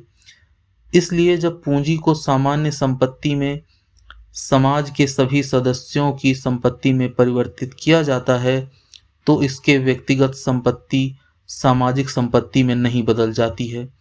तब केवल संपत्ति का सामाजिक स्वरूप बदलता है, वह अपने वर्ग स्वरूप को खो देती है। आइए अब हम मजदूरी की बात करते हैं। मजदूरी श्रम की औसत कीमत न्यूनतम मजदूरी है, अर्थात निर्वाह के साधनों की वह मात्रा जो कि मजदूर के रूप में मजदूर के अस्तित्व को बनाए रखने के लिए बिल्कुल आवश्यक है। इसलिए मजदूर अपने श्रम के माध्यम से जो प्राप्त करता है, वह उसके अस्तित्व को बनाए रखने और पुनरुत्पादित करने के लिए पर्याप्त होता है। हम श्रम के उत्पादों के इस निजी हस्तगतकरण का मानव जीवन के अनुरक्षण तथा पुनरुत्पादन के लिए किए जाने वाले और ऐसी कोई अधिशेष जिससे औरों के श्रम को मातहत किया जा सके न छोड़ने वाले हस्तगतकरण का हरगिज उन्मूलन करना नहीं चाहते। हम सिर्फ जिसका खात्मा करना चाहते हैं वह है इस हस्तगतकरण का वह दयनीय स्वरूप जिसके अधीन मजदूर सिर्फ पूंजी को बढ़ाने के लिए ही जिंदा रहता है और उसे उसी हद तक जिंदा रहने दिया जाता है कि जहां तक शासक वर्ग के हित उसकी मांग करते हैं। बुर्जुआ समाज में जो जीवित श्रम है वह संचित श्रम को बढ़ाने का एक साधन है। साम्यवादी समाज में संचित श्रम मजदूर के अस्तित्व को व्यापक, समृद्ध और संवर्धित करने का एक साधन है। बुर्जुआ समाज में इसलिए अतीत वर्तमान पर हावी है, जबकि साम्यवादी समाज में अतीत पर वर्तमान हावी है। बुर्जुआ समाज में पूंजी स्वतंत्र होती है और उसकी वैयक्तिकता होती है, जबकि जीवित व्यक्ति आश्रित होता है और उसका कोई व्यक्तित्व नहीं होता है। और इन अवस्थाओं के उन्मूलन को बुर्जुआ कहते हैं। वैयक्तिकता और स्वतंत्रता का उन्मूलन, और ठीक ही तो है। दरअसल तात्पर्य बुर्जुआ वैयक्तिकता, बुर्जुआ स्वावलंबन और बुर्जुआ स्वतंत्रता का उन्मूलन करना ही है। स्वतंत्रता से अभिप्राय उत्पादन, मुक्त व्यापार, मुक्त बिक्री और खरीद की वर्तमान बुर्जुआ स्थितियों से है। लेकिन अगर बेचना और खरीदना समाप्त हो जाता है तो मुक्त बेचना और खरीदना भी समाप्त हो जाता है। यह हमारे बुर्जुआ जनों की मुक्त क्रय विक्रय के बारे में इन बातों का सामान्यतया स्वतंत्रता के बारे में उनकी तमाम अन्य बड़ी बड़ी बातों का अगर कुछ मतलब है तो सिर्फ मध्य युग के सीमित क्रय विक्रय के, उस समय के बंधनों में जकड़े हुए व्यापारियों के मुकाबले में ही हो सकता है। लेकिन क्रय विक्रय तथा उत्पादन की बुर्जुआ अवस्थाओं और स्वयं बुर्जुआ वर्ग के साम्यवादी ढंग के उन्मूलन के मुकाबले में उनका कोई मतलब नहीं है। आप निजी स्वामित्व से दूर करने के हमारे इरादे से भयभीत हैं, लेकिन हमारे मौजूदा समाज 10 में से 9 आदमियों के लिए निजी संपत्ति पहले से ही समाप्त हो चुकी है। कुछ लोगों के पास निजी संपत्ति है तो उसका एकमात्र कारण यही है कि वह 10 में से उन 9 के पास वह नहीं है। इसलिए आप हमारे खिलाफ स्वामित्व के ऐसे रूप का अंत कर देने की इच्छा रखने का जुर्म लगाते हैं, जिसके अस्तित्व के लिए आवश्यक शर्त समाज के भारी बहुलांश की कैसी भी संपत्ति का न होना है। संक्षेप में कहें तो आपका आरोप यह है कि हम आपके स्वामित्व को समाप्त करना चाहते हैं। बिल्कुल यही बात है, हम बिल्कुल यही करने की इच्छा रखते हैं। उस समय जब श्रम का पूंजी द्रव्य अथवा किराए में एक ऐसी सामाजिक शक्ति में जिसे एकाधिकृत किया जा सकता है रूपांतरण बंद हो जाएगा, अर्थात जिस क्षण से वैयक्तिक स्वामित्व का बुर्जुआ स्वामित्व में पूंजी में रूपांतरण बंद हो जाएगा, उसी क्षण से वैयक्तिकता का विलोप हो जाएगा। इसलिए आपको यह स्वीकार करना चाहिए कि व्यक्ति से आपका मतलब है कि बुर्जुआ के अलावा कोई अन्य व्यक्ति संपत्ति के माध्यम वर्ग के मालिक की तुलना में नहीं है। इस व्यक्ति को वास्तव में रास्ते से हटा देना चाहिए और असंभव बना देना चाहिए। साम्यवाद समाज के उत्पादों को उपयुक्त करने के लिए किसी भी व्यक्ति को शक्ति से वंचित नहीं करता है। ऐसा करने के लिए उसे दूसरों के श्रम से वंचित करने की शक्ति से वंचित करना पड़ता है। यह आपत्ति की बात है कि निजी स्वामित्व के उन्मूलन पर सभी काम बंद हो जाएंगे और सार्वभौमिक अकर्मण्यता आ जाएगी। इसके अनुसार बुर्जुआ समाज को बहुत पहले ही अकर्मण्यता के चलते रसातल में पहुंच जाना चाहिए था, क्योंकि इसके जो सदस्य काम करते हैं वह कुछ भी हासिल नहीं करते हैं और जो कुछ हासिल करते हैं वह काम नहीं करते हैं। इस आपत्ति की पूरी लेकिन तनातनी की एक और अभिव्यक्ति है कि अब कोई पूंजी नहीं होने पर कोई भी मजदूरी नहीं हो सकती। भौतिक उत्पादों के उत्पादन और विनियोजन के साम्यवादी तरीके के खिलाफ जो आपत्तियां की जाती हैं, उसी तरह बौद्धिक उत्पादों के उत्पादन और विनियोजन के साम्यवादी तरीकों के खिलाफ भी की जाती हैं। जिस तरह बुर्जुआ वर्ग की संपत्ति का विलोपन होना स्वयं उत्पादन का लोप है, उसी तरह वर्ग संस्कृति का विलोपन होना उसके लिए सभी संस्कृति के लुप्त होने के समान है। वह संस्कृति जिसके नुकसान के बारे में वह शोक करता है, प्रचंड बहुमत के लिए मशीन के रूप में कार्य करने के लिए एकमात्र प्रशिक्षण है। लेकिन जब तक बुर्जुआ संपत्ति के उन्मूलन में हमें आप स्वतंत्रता, संस्कृति, कानून आदि की अपनी बुर्जुआ धारणाओं के मानक पर मापते हैं, तब तक हमारे साथ उलझिए। आपके विचार स्वयं बुर्जुआ उत्पादन और बुर्जुआ स्वामित्व की अवस्थाओं की उपज मात्र है। ठीक जैसे आपका न्यायशास्त्र आपके वर्ग की इच्छा के अलावा और कुछ नहीं है, जिसे सबके लिए कानून में बदल दिया गया है।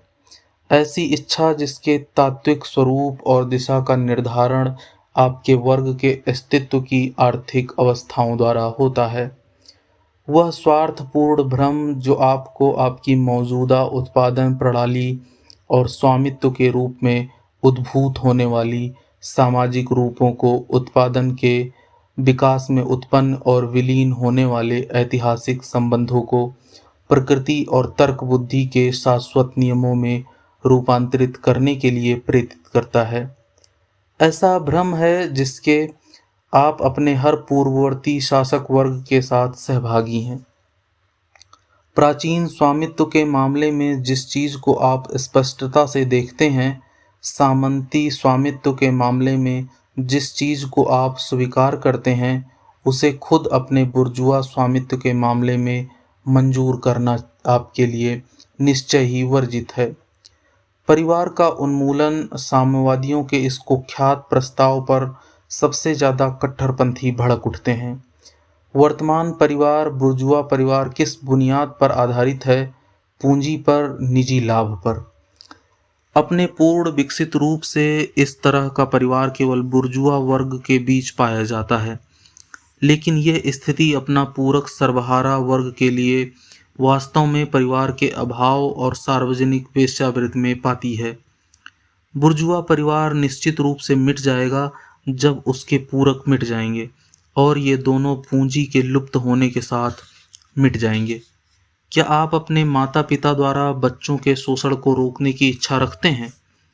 हम इस अपराध को स्वीकार करते हैं, लेकिन आप कहेंगे कि हम सबसे अधिक पवित्र संबंधों को नष्ट करते हैं। जब हम सामाजिक शिक्षा द्वारा घर की शिक्षा को प्रतिस्थापित करते हैं, और आपकी शिक्षा, क्या यह भी सामाजिक नहीं है? और उन सामाजिक परिस्थितियों में जिनमें आप शिक्षा देते हैं, स्कूलों के माध्यम से समाज के हस्तक्षेप प्रत्यक्ष या अप्रत्यक्ष रूप से निर्धारित नहीं होती है। साम्यवादियों ने शिक्षा में समाज के हस्तक्षेप को इजाद नहीं किया है। वह उस हस्तक्षेप के चरित्र को बदलने और शिक्षा को शासक वर्ग के प्रभाव से बचाने की कोशिश करते हैं। आधुनिक उद्योग की क्रिया द्वारा सर्वहाराओं में समस्त पारिवारिक संबंधों की धज्जियां उड़ाने और उनके बच्चों की साधारण व्यापारिक चीज़ों और श्रम उपकरणों में रूपांतरित होते जाने के साथ साथ परिवार और शिक्षा तथा माता पिता और बच्चों के पुनीत अन्योन्य संबंध के बारे में बुर्जुआ बकवास और बहुत अधिक घिनौनी बनती जाती है। लेकिन तुम साम्यवादी तो महिलाओं का समाजीकरण करा देंगे, सारा का सारा बुर्जुआ वर्ग एक स्वर में चिल्ला उठता है। बुर्जुआ अपनी पत्नी को उत्पादन के एक साधन के रूप में देखता है। उसने सुना हुआ है कि उत्पादन के साधनों का सामूहिक रूप से प्रयोग किया जाएगा और स्वाभाविक रूप से इससे कोई अन्य निष्कर्ष नहीं निकल सकता है कि सभी चीज़ों की तरह महिलाओं भी की सभी की साझी हो जाएंगी। उन्हें इस बात पर संदेह नहीं है कि उनका वास्तविक उद्देश्य महिलाओं को उत्पादन का साधन बनाने की स्थिति को समाप्त किया जाए। बाकी मामला यह है कि महिलाओं के समाजीकरण के विरुद्ध हमारे बुर्जुआ के, जो उसके दावे के अनुसार खुले तौर पर और आधिकारिक रूप से साम्यवादियों द्वारा स्थापित किया जाता है, पूर्ण आक्रोश की तुलना में कुछ भी अधिक हास्यास्पद नहीं है। साम्यवादियों को महिलाओं के समाजीकरण को प्रचलित करने की कोई आवश्यकता नहीं है। उनकी यह स्थिति तो प्राचीन काल से चली आ रही है। हमारे बुर्जुआ इसी से संतोष न करके कि वे अपने मजदूरों की बहु बेटियों का अपनी मर्जी के मुताबिक इस्तेमाल कर सकते हैं, सामान्य वेश्याओं की तो बात ही क्या, एक दूसरे की बीवियों पर हाथ साफ करने में विशेष आनंद प्राप्त करते हैं। बुर्जुआ विवाह प्रस्ताव में साझे की पत्नियों की एक व्यवस्था है, और इस तरह की साम्यवादियों को संभवतः सबसे ज़्यादा बदनाम किया जाता है कि वे महिलाओं के पाखंडता को छिपाए हुए समाजीकरण की जगह एक खुला कानूनी समाजीकरण लाना चाहते हैं। बाकी तो यह स्पष्ट है कि उत्पादन की वर्तमान उत्पादन प्रणाली का उन्मूलन के साथ साथ उस प्रणाली से आने वाली महिलाओं के समाजीकरण का, सार्वजनिक और निजी दोनों से वेश्यावृत्ति का उन्मूलन हो जाएगा। साम्यवादियों पर यह आरोप भी लगाया जाता है कि वे देश और राष्ट्रीयता की भावना को मिटा देना चाहते हैं। मेहनत कशों के पास कोई देश नहीं है। हम उनमें उनसे वो नहीं ले सकते जो उन्हें नहीं मिला है। चूंकि सर्वहारा वर्ग को सबसे पहले राजनीतिक वर्चस्व हासिल करना चाहिए, राष्ट्र का अग्रणी वर्ग बनना चाहिए, स्वयं को राष्ट्र के रूप में गठन करना चाहिए, इसलिए इस प्रकार वह स्वयं राष्ट्रीय है। हालांकि इस शब्द के बुर्जुआ अर्थों में नहीं। बुर्जुआ वर्ग के विकास, विश्व बाजार, वाणिज्य की स्वतंत्रता, उत्पादन के तरीके में और जीवन के अनुरूप परिस्थितियों में एकरूपता के कारण लोगों के बीच राष्ट्रीय मतभेद और विरोधी अधिक से अधिक लुप्त हो रहे हैं। सर्वहारा वर्ग का वर्चस्व होने पर ये और भी तेजी से लुप्त हो जाएंगे। सर्वहारा वर्ग की मुक्ति के लिए पहली शर्तों में से एक यह है कि कम से कम अग्रणी सभ्य देश संयुक्त कार्यवाही करें। जिस अनुपात में एक व्यक्ति द्वारा दूसरे के शोषण को समाप्त किया जाता है, उसी तरह एक देश द्वारा दूसरे देश के शोषण को भी समाप्त कर दिया जाएगा। जिस अनुपात में एक राष्ट्र के भीतर वर्गों के बीच विरोध समाप्त हो जाता है, उसी अनुपात में राष्ट्रों की शत्रुता समाप्त हो जाएगी। एक धार्मिक, एक दार्शनिक और आमतौर पर एक वैचारिक दृष्टिकोण से किए गए साम्यवाद के खिलाफ आरोप गंभीरता से लेने के योग्य नहीं है। क्या किसी व्यक्ति के विचारों और धारणाओं को एक शब्द में समझने के लिए गहरे अंतर्ज्ञान की आवश्यकता होती है? मनुष्य की चेतना उसके भौतिक अस्तित्व की स्थितियों में, उसके सामाजिक संबंधों में और उसके सामाजिक जीवन में हर परिवर्तन के साथ बदल जाती है। विचारों का इतिहास और क्या साबित करता है कि जिस अनुपात में बौद्धिक उत्पादन में परिवर्तन होता है, उसी अनुपात में भौतिक उत्पादन में परिवर्तन होता है। प्रत्येक युग के शासक विचार हमेशा उसके शासक वर्ग के विचार रहे हैं। जब लोग ऐसे विचारों की बात करते हैं जो समाज में क्रांति लाते हैं, तब वे उस तथ्य को व्यक्त करते हैं कि पुराने समाज के भीतर नए तत्वों का निर्माण हुआ है और पुराने विचारों के विघटन से अस्तित्व की पुरानी परिस्थितियों के विघटन की गति भी तेज होती है। जब प्राचीन दुनिया अपने अंतिम समय में थी, तब प्राचीन धर्मों को ईसाई धर्म ने अभिभूत कर लिया था। जब 18वीं सदी में ईसाई विचारों ने तर्कवादी विचारों के आगे घुटने टेक दिए, तो सामंती समाज ने अपने मौत की लड़ाई तत्कालीन क्रांतिकारी बुर्जुआ वर्ग के साथ लड़ी। धार्मिक स्वतंत्रता और विवेक की स्वतंत्रता के विचारों ने ज्ञान के क्षेत्र में मुक्त प्रतिस्पर्धा के बोलबाले को अभिव्यक्ति दी। निसंदेह यह कहा जाएगा, धार्मिक, नैतिक, दार्शनिक और न्यायिक विचारों को ऐतिहासिक विकास के दौरान संशोधित किया गया है। लेकिन धर्म, नैतिकता, दर्शन, राजनीति, विज्ञान और कानून लगातार इस परिवर्तन से बचे रहे। इसके अलावा स्वतंत्रता, न्याय आदि शाश्वत सत्य हैं, जो हर समाज की हर अवस्था में समान रूप से लागू होते हैं। लेकिन बजाय उन्हें एक नए आधार पर स्थापित करने के, साम्यवाद शाश्वत सत्य को समाप्त कर देता है। यह सभी धर्मों और सभी नैतिकता को समाप्त कर देता है। इसलिए यह सभी पिछले ऐतिहासिक अनुभव के विपरीत है। इस इल्जाम का सारतत्व क्या है? अब तक अस्तित्वमान समस्त समाज का इतिहास वर्ग विरोधों को विकास का इतिहास रहा है, जिन्होंने भिन्न भिन्न युगों में भिन्न भिन्न रूप धारण किया था। लेकिन जो भी रूप उन्होंने धारण कर लिया हो, एक तथ्य पिछले सभी युगों में सामान्य रहा है, अर्थात समाज के एक हिस्से का दूसरे द्वारा शोषण। कोई आश्चर्य नहीं कि पिछले युगों की सामाजिक चेतना सभी विभिन्नता और विविधता और को प्रदर्शित करने के बावजूद कुछ सामान्य रूपों का सामान्य विचारों के भीतर गतिशील रही है, जो वर्ग विरोधों के पूरी तरह से लुप्त होने के पहले पूरी तरह से मिट नहीं सकते। साम्यवादी क्रांति पारंपरिक संपत्ति संबंधों के साथ सबसे पूरी तरह से टूटना है। कोई आश्चर्य नहीं है कि उसके विकास में पारंपरिक विचारों का टूटना शामिल है। लेकिन साम्यवाद के विरुद्ध बुर्जुआ आपत्तियों की बात अब समाप्त की जाए। हमने ऊपर देखा है कि मजदूर वर्ग की क्रांति में पहला कदम सर्वहारा वर्ग को शासक वर्ग की स्थिति में ऊपर उठाना है, लोकतंत्र की लड़ाई जीतना है। सर्वहारा अपने राजनीतिक वर्चस्व का इस्तेमाल बुर्जुआ वर्ग से सारी पूंजी छीनने, उत्पादन के सारे उपकरणों को राज्य के अर्थात शासक वर्ग के रूप में संगठित सर्वहारा के हाथों में केंद्रीकृत करने तथा उत्पादक शक्तियों की समग्रता में यथाशीघ्र वृद्धि करने के लिए करेगा।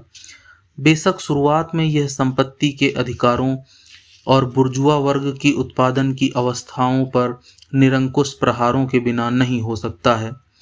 इसलिए ऐसे उपायों के बिना नहीं हो सकता है जो आर्थिक रूप से अपर्याप्त और अस्थिर दिखाई देते हैं, लेकिन जो विकास क्रम में अपनी सीमा को पार कर जाते हैं। पुरानी सामाजिक व्यवस्था और अधिक अतिक्रमण की आवश्यकता होती है और उत्पादन की प्रणाली में पूरी तरह से क्रांति के साधन के रूप में अपरिहार्य है। बेशक ये उपाय अलग अलग देशों में अलग अलग होंगे, फिर भी सबसे उन्नत देशों में कुछ उपाय आमतौर पर लागू होते हैं, जैसे कि नंबर 1, सार्वजनिक उद्देश्यों के लिए भू संपत्ति का उन्मूलन और भूमि के लिए सभी किराए का उपयोग। नंबर 2, एक भारी प्रगतिशील या क्रमवर्धी आयकर। नंबर 3, विरासत के सभी अधिकार का उन्मूलन। नंबर 4, सभी प्रवासियों और विद्रोहियों की संपत्ति को जब्त करना। नंबर 5, राज्य की पूंजी के साथ एक राष्ट्रीय बैंक और एक विशेष एकाधिकार के माध्यम से राज्य के हाथों में ऋण का केंद्रीकरण। नंबर 6, राज्य के हाथों में संचार और परिवहन के साधनों का केंद्रीकरण। नंबर 7, राज्य के स्वामित्व वाले कारखानों और उत्पादन के उपकरणों का विस्तार एक आम योजना के अनुसार प्रति भूमि को खेती में लाना और भूमि का सामान्यतः सुधार करना। नंबर 8, सभी के लिए समान श्रम दायित्व, औद्योगिक सेनाओं की स्थापना, विशेष रूप से कृषि के लिए। नंबर 9, विनिर्माण उद्योगों के साथ कृषि का संयोजन, शहर और गांव के बीच के अंतर का क्रमिक उन्मूलन, देश में आबादी के अधिक समान वितरण द्वारा। नंबर 10, पब्लिक स्कूलों में सभी बच्चों के लिए मुफ्त शिक्षा, अपने वर्तमान रूप में बच्चों के कारखानों में श्रम को समाप्त करना, औद्योगिक उत्पादन, शिक्षा का संयोजन आदि। जब विकास क्रम में वर्ग भेद मिट जाएंगे और सारा का सारा उत्पादन पूरे राष्ट्र के लिए एक विशाल संघ के हाथों में केंद्रित हो जाएगा, तो सार्वजनिक शक्ति अपने राजनीतिक स्वरूप को खो देगी। राजनीतिक शक्ति ठीक से तथाकथित केवल एक वर्ग की संगठित शक्ति है। दूसरे पर अत्याचार करने के लिए अगर बुर्जुआ वर्ग के साथ अपनी लड़ाई के दौरान सर्वहारा को मजबूर किया जाता है, तो परिस्थितियों के बल पर खुद को एक वर्ग के रूप में संगठित करने के लिए अगर क्रांति के माध्यम से यह खुद को शासक वर्ग बनाता है और इस तरह पुरानी उत्पादन अवस्थाओं को बलपूर्वक दूर भगाता है, तो इन अवस्थाओं के साथ साथ यह वर्ग विरोधों के अस्तित्व की और आमतौर पर स्वयं वर्गों की मौजूदगी को भी समाप्त कर देगा और इस तरह एक वर्ग के रूप में मैं अपना वर्चस्व भी समाप्त कर देगा। पुराने बुर्जुआ समाज के स्थान पर तब वर्गों और वर्ग विरोधों के होने के कारण एक ऐसा संघ स्थापित होगा जिसमें प्रत्येक का स्वतंत्र विकास सभी के स्वतंत्र विकास की शर्त पर होगा। समाजवादी और साम्यवादी साहित्य अपनी ऐतिहासिक स्थिति के कारण यह आधुनिक बुर्जुआ समाज के खिलाफ पर्चे लिखने के लिए फ्रांस और इंग्लैंड के अभिजात वर्ग का पेशा बन गया। जुलाई 1830 की फ्रांसीसी क्रांति में और अंग्रेजी सुधार आंदोलन में इन अभिजात वर्ग ने फिर से घृणास्पद उपद्रव के आगे घुटने टेक दिए। उसके बाद किसी गंभीर राजनीतिक लड़ाई लड़ने की संभावना सर्वथा समाप्त हो गई। सिर्फ साहित्यिक लड़ाई ही संभव थी, लेकिन साहित्य की क्षेत्र में भी पुनर्स्थापन काल के पुराने नारों का प्रयोग करना असंभव हो गया था। सहानुभूति प्राप्त करने के लिए अभिजात वर्ग को दृष्टिगत रूप से अपने स्वयं के हितों को खोने और अकेले शोषित मजदूर वर्ग के हित में बुर्जुआ वर्ग के खिलाफ अपना अभियोग पत्र तैयार करने के लिए बाध्य किया गया था। इस प्रकार अभिजात वर्ग ने अपने नए स्वामी के विरुद्ध व्यंग्यपूर्ण और विद्रूपात्मक कविता लिखकर और उनके कानों में उसकी आने वाली तबाही की भविष्यवाणियों में कानाफूसी करके अपना बदला लिया। इस प्रकार सामंती समाजवाद का उदय हुआ। कुछ विलाप, कुछ व्यंग्यात्मक तीर चलाना, कुछ अतीत की प्रतिध्वनि, कुछ भविष्य का डर दिखाना, कभी कभी अपनी कड़वी मजाकिया और पैनी आलोचना के द्वारा बुर्जुआ वर्ग के मर्मस्थल को चोट पहुंचाना। लेकिन आधुनिक इतिहास की प्रगति को समझने के लिए हमेशा असमर्थता के माध्यम से अपने प्रभाव में सदा हास्यास्पद रह जाना। अभिजात वर्ग ने लोगों को अपनी तरफ करने के लिए सर्वहारा वर्ग की भीख की थैली को अपना झंडा बनाया। लेकिन जब जब जनता उनके साथ हुई, उसने उनके कूल्हों पर पुराने सामंत वंश चिन्हों के ठप्पे ही लगे देखे और वह हंसी के जोरदार और तिरस्कारपूर्ण ठहाकों के साथ उन्हें छोड़कर चल दी। फ्रांसीसी लेजिटिमिस्टों के एक वर्ग और यंग इंग्लैंड ने इन नज़ारे का प्रदर्शन किया, यह इंगित करते हुए कि उनके शोषण का तरीका बुर्जुआ वर्ग से अलग था। सामंतवादी यह भूल जाते हैं कि उन्होंने जिन परिस्थितियों और अवस्थाओं में शोषण किया था वह बिल्कुल भिन्न थी और जो अब बीते दिनों के बाद हो गई है। यह दिखाते हुए कि उनके शासन में आधुनिक सर्वहारा वर्ग कभी अस्तित्व में नहीं था, वे भूल जाते हैं कि आधुनिक बुर्जुआ वर्ग समाज के अपने स्वरूप की आवश्यक संतान है। बाकी वे अपनी आलोचना के प्रतिक्रियात्मक स्वरूप को इतना कम छिपाते हैं कि बुर्जुआ वर्ग के खिलाफ उनका मुख्य आरोप यह है कि बुर्जुआ शासन के तहत एक ऐसा वर्ग विकसित किया जा रहा है जिसे संपूर्ण सामाजिक व्यवस्था को जड़ से उखाड़ फेंकना है। बुर्जुआ वर्ग को इतना उलाहना नहीं देते हैं कि वह एक सर्वहारा वर्ग पैदा कर रहा है, जितना इसके लिए कि क्रांतिकारी सर्वहारा वर्ग को पैदा कर रहा है। राजनीतिक व्यवहार में इसलिए वह मजदूर वर्ग के खिलाफ सभी कठोर उपायों में शामिल होते हैं और वह सामान्य जीवन में अपनी आडंबर बयानबाजी के बावजूद वह उद्योग के कल्प वृक्ष से गिराए गए सुनहरे फलों को लेने और ऊन, चुकंदर और चीनी और आलू की स्पिरिट के व्यापार के लिए वह सच्चाई, प्रेम और सम्मान पाने के लिए हमेशा तैयार रहते हैं। जिस तरह पुरोहितों और भूस्वामियों का चोली दामन का साथ रहा है, उसी तरह पुरोहिती समाजवाद और सामंगी समाजवाद दोनों का साथ समान ही है। ईसाई तपस्या को समाजवादी रंग देने के ज़्यादा कोई आसान काम नहीं है। ईसाई धर्म निजी संपत्ति के खिलाफ, विवाह के खिलाफ, राज्य के खिलाफ नहीं है। क्या उसने इन चीज़ों के बदले दान और गरीबी, ब्रह्मचर्य और शारीरिक तप, मठवासी जीवन और मातृरूपी चर्च की शरण लेने का आदेश नहीं दिया है? ईसाई समाजवाद वह पवित्र जल है जिसके छींटे मारकर पुजारी अभिजात वर्ग को पावनता प्रदान करते हैं।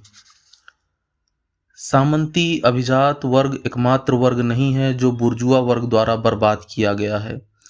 वह एकमात्र वर्ग नहीं है जिसके अस्तित्व की अवस्थाएं आधुनिक बुर्जुआ समाज के वातावरण में व्याप्त और विकृत होकर रह गई हैं।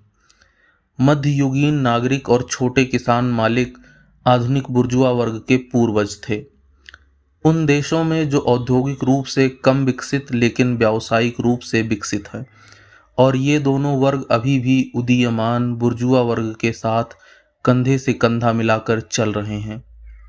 उन देशों में जहां आधुनिक सभ्यता पूरी तरह से विकसित हो गई है, निम्न बुर्जुआ का एक नया वर्ग बन गया है जो सर्वहारा और बुर्जुआ वर्ग के बीच लहराता रहता है और कभी खुद को बुर्जुआ समाज के पूरक हिस्से के रूप में नवीनीकृत करता रहता है।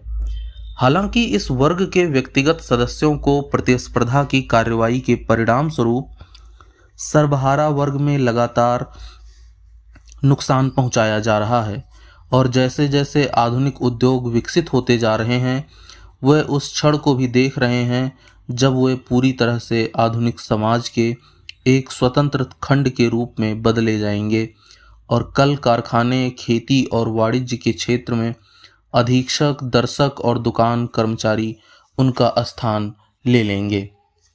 फ्रांस जैसे देश में जहां आधी से अधिक आबादी किसानों की है, यह स्वाभाविक था कि बुर्जुआ वर्ग के खिलाफ सर्वहारा वर्ग का साथ देने वाले लेखक बुर्जुआ शासन की आलोचना में किसान और निम्न बुर्जुआ का इस्तेमाल करें और मजदूर वर्ग के समर्थन में इन मध्यवर्ती वर्गों के दृष्टिकोण से आवाज उठाएं। इस प्रकार निम्न बुर्जुआ समाज पैदा हुआ। न केवल फ्रांस में बल्कि इंग्लैंड में भी सिस्मोदी इस विचारधारा के प्रमुख थे।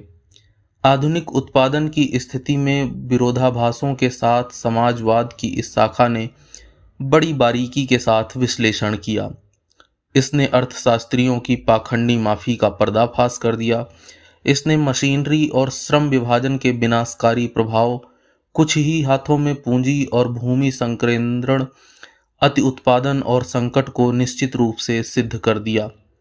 इसने निम्न बुर्जुआ और किसानों के विनाश, सर्वहारा वर्ग की दुर्दशा, उत्पादन में अराजकता, धन के वितरण में घोर असमानता, राष्ट्रों के बीच विनाशकारी औद्योगिक लड़ाई, पुराने नैतिक बंधनों के विघटन, पुराने पारिवारिक संबंधों और पुरानी जातियों के विघटन की ओर संकेत किया।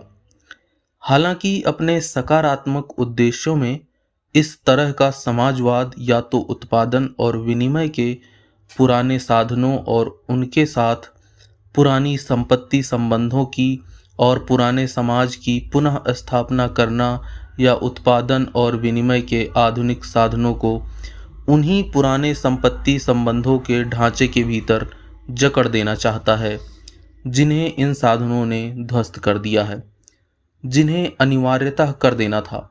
दोनों ही हालतों में यह साथ ही साथ प्रतिक्रियावादी और यूटोपियाई है। इसके अंतिम शब्द हैं निर्माण के लिए कॉरपोरेट गिल्ड, कृषि में पितृसत्तात्मक संबंध। अंततः जब निर्मम ऐतिहासिक तथ्यों ने आत्मवंचना का सारा नशा उतार दिया, तो समाजवाद का यह रूप खुमारी के दौर में खुद समाप्त हो गया। फ्रांस का समाजवादी और साम्यवादी साहित्य एक ऐसा साहित्य जो बुर्जुआ वर्ग के दबाव में उत्पन्न हुआ था और इस सत्ता के खिलाफ संघर्ष की अभिव्यक्ति था। जर्मनी में एक ऐसे समय में पेश किया गया था जब उस देश में सामंती निरंकुशता के खिलाफ वहां के बुर्जुआ वर्ग ने इसकी शुरुआत की थी। जर्मन दार्शनिकों, कठदार्शनिकों और बुद्ध विलासियों ने इस साहित्य को बड़ी उत्सुकता के साथ लपका, सिर्फ यह भूलते हुए कि इन कृतियों के फ्रांस से जर्मनी में अप्रवासन के साथ फ्रांसीसी सामाजिक अवस्थाओं का भी अप्रवास नहीं हुआ था। जर्मन सामाजिक अवस्थाओं के संपर्क में इन फ्रांसीसी साहित्य ने अपना सारा तात्कालिक व्यवहारिक महत्व खो दिया और विशुद्ध साहित्यिक रूप ग्रहण कर लिया। चुनाचे 18वीं सदी के जर्मन दार्शनिकों की निगाह में पहली फ्रांसीसी क्रांति की मांगें व्यावहारिक तर्क बुद्धि की सामान्य मांगों के अलावा और कुछ न थीं, और क्रांतिकारी फ्रांसीसी बुर्जुआ की इच्छा की अभिव्यक्ति उनकी दृष्टि में शुद्ध इच्छा, अपरिहार्य इच्छा, सामान्यतया सच्ची मानवीय इच्छा के नियमों की घोतक थी। जर्मन साहित्यकारों का काम पूरी तरह से नए फ्रांसीसी विचारों को उनके प्राचीन दार्शनिक विवेक के साथ सद्भाव में लाने में शामिल था, या इसके बजाय अपने स्वयं के दार्शनिक दृष्टिकोण में ध्यान में रखते हुए फ्रांसीसी विचारों को जोड़ने में। यह व्याख्या उसी तरह से हुई जिसमें अनुवाद के द्वारा किसी विदेशी भाषा को विनियोजित किया जाता है। विदित है कि मठवासी किस प्रकार उन पांडुलिपियों के ऊपर जिनमें प्राचीन मूर्ति पूजकों की क्लासिकी रचनाएं लिखी गई थीं। कैथोलिक संतों की फूहड़ जियोनिया लिया लिखा करते थे। जर्मन विद्वजनों ने अपवित्र फ्रांसीसी साहित्य के संबंध में इस प्रक्रिया को उलट दिया। अपनी दार्शनिक बकवास को उन्होंने मूल फ्रांसीसी कृतियों की पुष्ट पर लिखा। उदाहरण के लिए द्रव्य के आर्थिक कार्यों को फ्रांसीसी समीक्षा की पुष्ट पर उन्होंने लिखा मानवता का वियोजन, और बुर्जुआ राज्य की फ्रांसीसी समीक्षा के नीचे सामान्य के प्रवर्ग की सत्याच्युति आदि। फ्रांसीसी ऐतिहासिक आलोचनाओं के पीछे उन्होंने कर्म दर्शन, सच्चा समाजवाद, समाजवाद का जर्मन विज्ञान, समाजवाद का दार्शनिक आधार इत्यादि बड़े भारी नाम दिए। इस तरह फ्रांसीसी समाजवादी और साम्यवादी साहित्य को बिल्कुल शक्तिहीन बना दिया गया, और चूंकि जर्मनी को हाथों में उसने एक वर्ग के विरुद्ध दूसरे वर्ग के संघर्ष को अभिव्यक्त करना छोड़ दिया, इसलिए उन्हें ऐसा बोध हुआ कि उन्होंने फ्रांसीसी एकांगिता पर काबू पा लिया है, और वह सच्ची अपेक्षाओं का नहीं बल्कि सत्य की अपेक्षाओं का, सर्वहारा के हितों का नहीं बल्कि मानव स्वभाव के, सामान्यतया मनुष्य के हितों का प्रतिनिधित्व कर रहे हैं, जो किसी वर्ग का नहीं है, जिसकी कोई वास्तविकता नहीं है, और जो केवल दार्शनिक अभिधान के कुहराच्छन्न लोक में ही रहता है। यह जर्मन समाजवाद, जिसने अपने स्कूल के काम को इतनी गंभीरता से और पूरी महत्वता से लिया, और अपने फीके पकवान वाली ऊंची दुकान का इतना ढिंढोरा पीटा, इस बीच धीरे धीरे अपनी पांडित्यपूर्ण निष्कलुषता खो दी। जर्मन की लड़ाई, और विशेष रूप से प्रशियाई बुर्जुआ वर्ग की लड़ाई, सामंती अभिजात वर्ग और पूर्ण राजशाही के खिलाफ, दूसरे शब्दों में उदार आंदोलन अधिक गंभीर बन गया। इससे सच्चे समाजवाद को राजनीतिक आंदोलन के सामने समाजवादी मांगे रखने, उदारवाद, प्रतिनिधिमूलक सरकार, बुर्जुआ प्रतिस्पर्धा, बुर्जुआ प्रेस स्वातंत्र्य, बुर्जुआ विधि निर्माण, बुर्जुआ स्वतंत्रता और समानता आदि पर पारंपरिक लानतों की बौछार करने और जनसाधारण को यह उपदेश देने का चिरवांछित अवसर प्राप्त हो गया कि इस बुर्जुआ आंदोलन से उन्हें कोई फायदा नहीं बल्कि नुकसान ही नुकसान होगा। जर्मन समाजवाद ने बड़े मौके से इस बात को भुला दिया कि फ्रांसीसी समीक्षा, जिसकी वह एक बेहुदा प्रतिध्वनि मात्र था, आधुनिक बुर्जुआ समाज के अस्तित्व की, उसके अस्तित्व की तद्रूप आर्थिक अवस्थाओं की और उसके अनुरूप ढले राजनीतिक संविधान की, अर्थात ठीक उन्हीं चीज़ों की पूर्व कल्पना करती थी जिनकी प्राप्ति जर्मनी में अभी तक अनिर्णित संघर्ष का लक्ष्य था। निरपेक्ष सरकारों को, उनके पादरियों, प्रोफेसरों, देहाती धनवानों और नौकरशाहों को इस समाजवाद के रूप में भयोत्पादक बुर्जुआओं के खिलाफ एक मनचाहा मामला मिल गया। हंटरों और गोलियों की कड़वी खुराक के बाद जो इन सरकारों ने उस समय जर्मन श्रमिक वर्ग को दी थी, वह एक मिष्ठान की तरह था, जबकि इस सच्चे समाजवाद ने इस प्रकार सरकार को जर्मन बुर्जुआ वर्ग के लड़ने के लिए एक हथियार के रूप में कार्य किया। वहीं सीधे उसने एक प्रतिक्रियावादी हित, जर्मन कूपमंडूकों के हित का प्रतिनिधित्व किया। जर्मनी में निम्न बुर्जुआ वर्ग, जो 16वीं शताब्दी का एक अवशेष है और तब से लगातार विभिन्न रूपों में प्रकट होता रहा है, वहाँ की मौजूदा स्थिति का वास्तविक सामाजिक आधार है।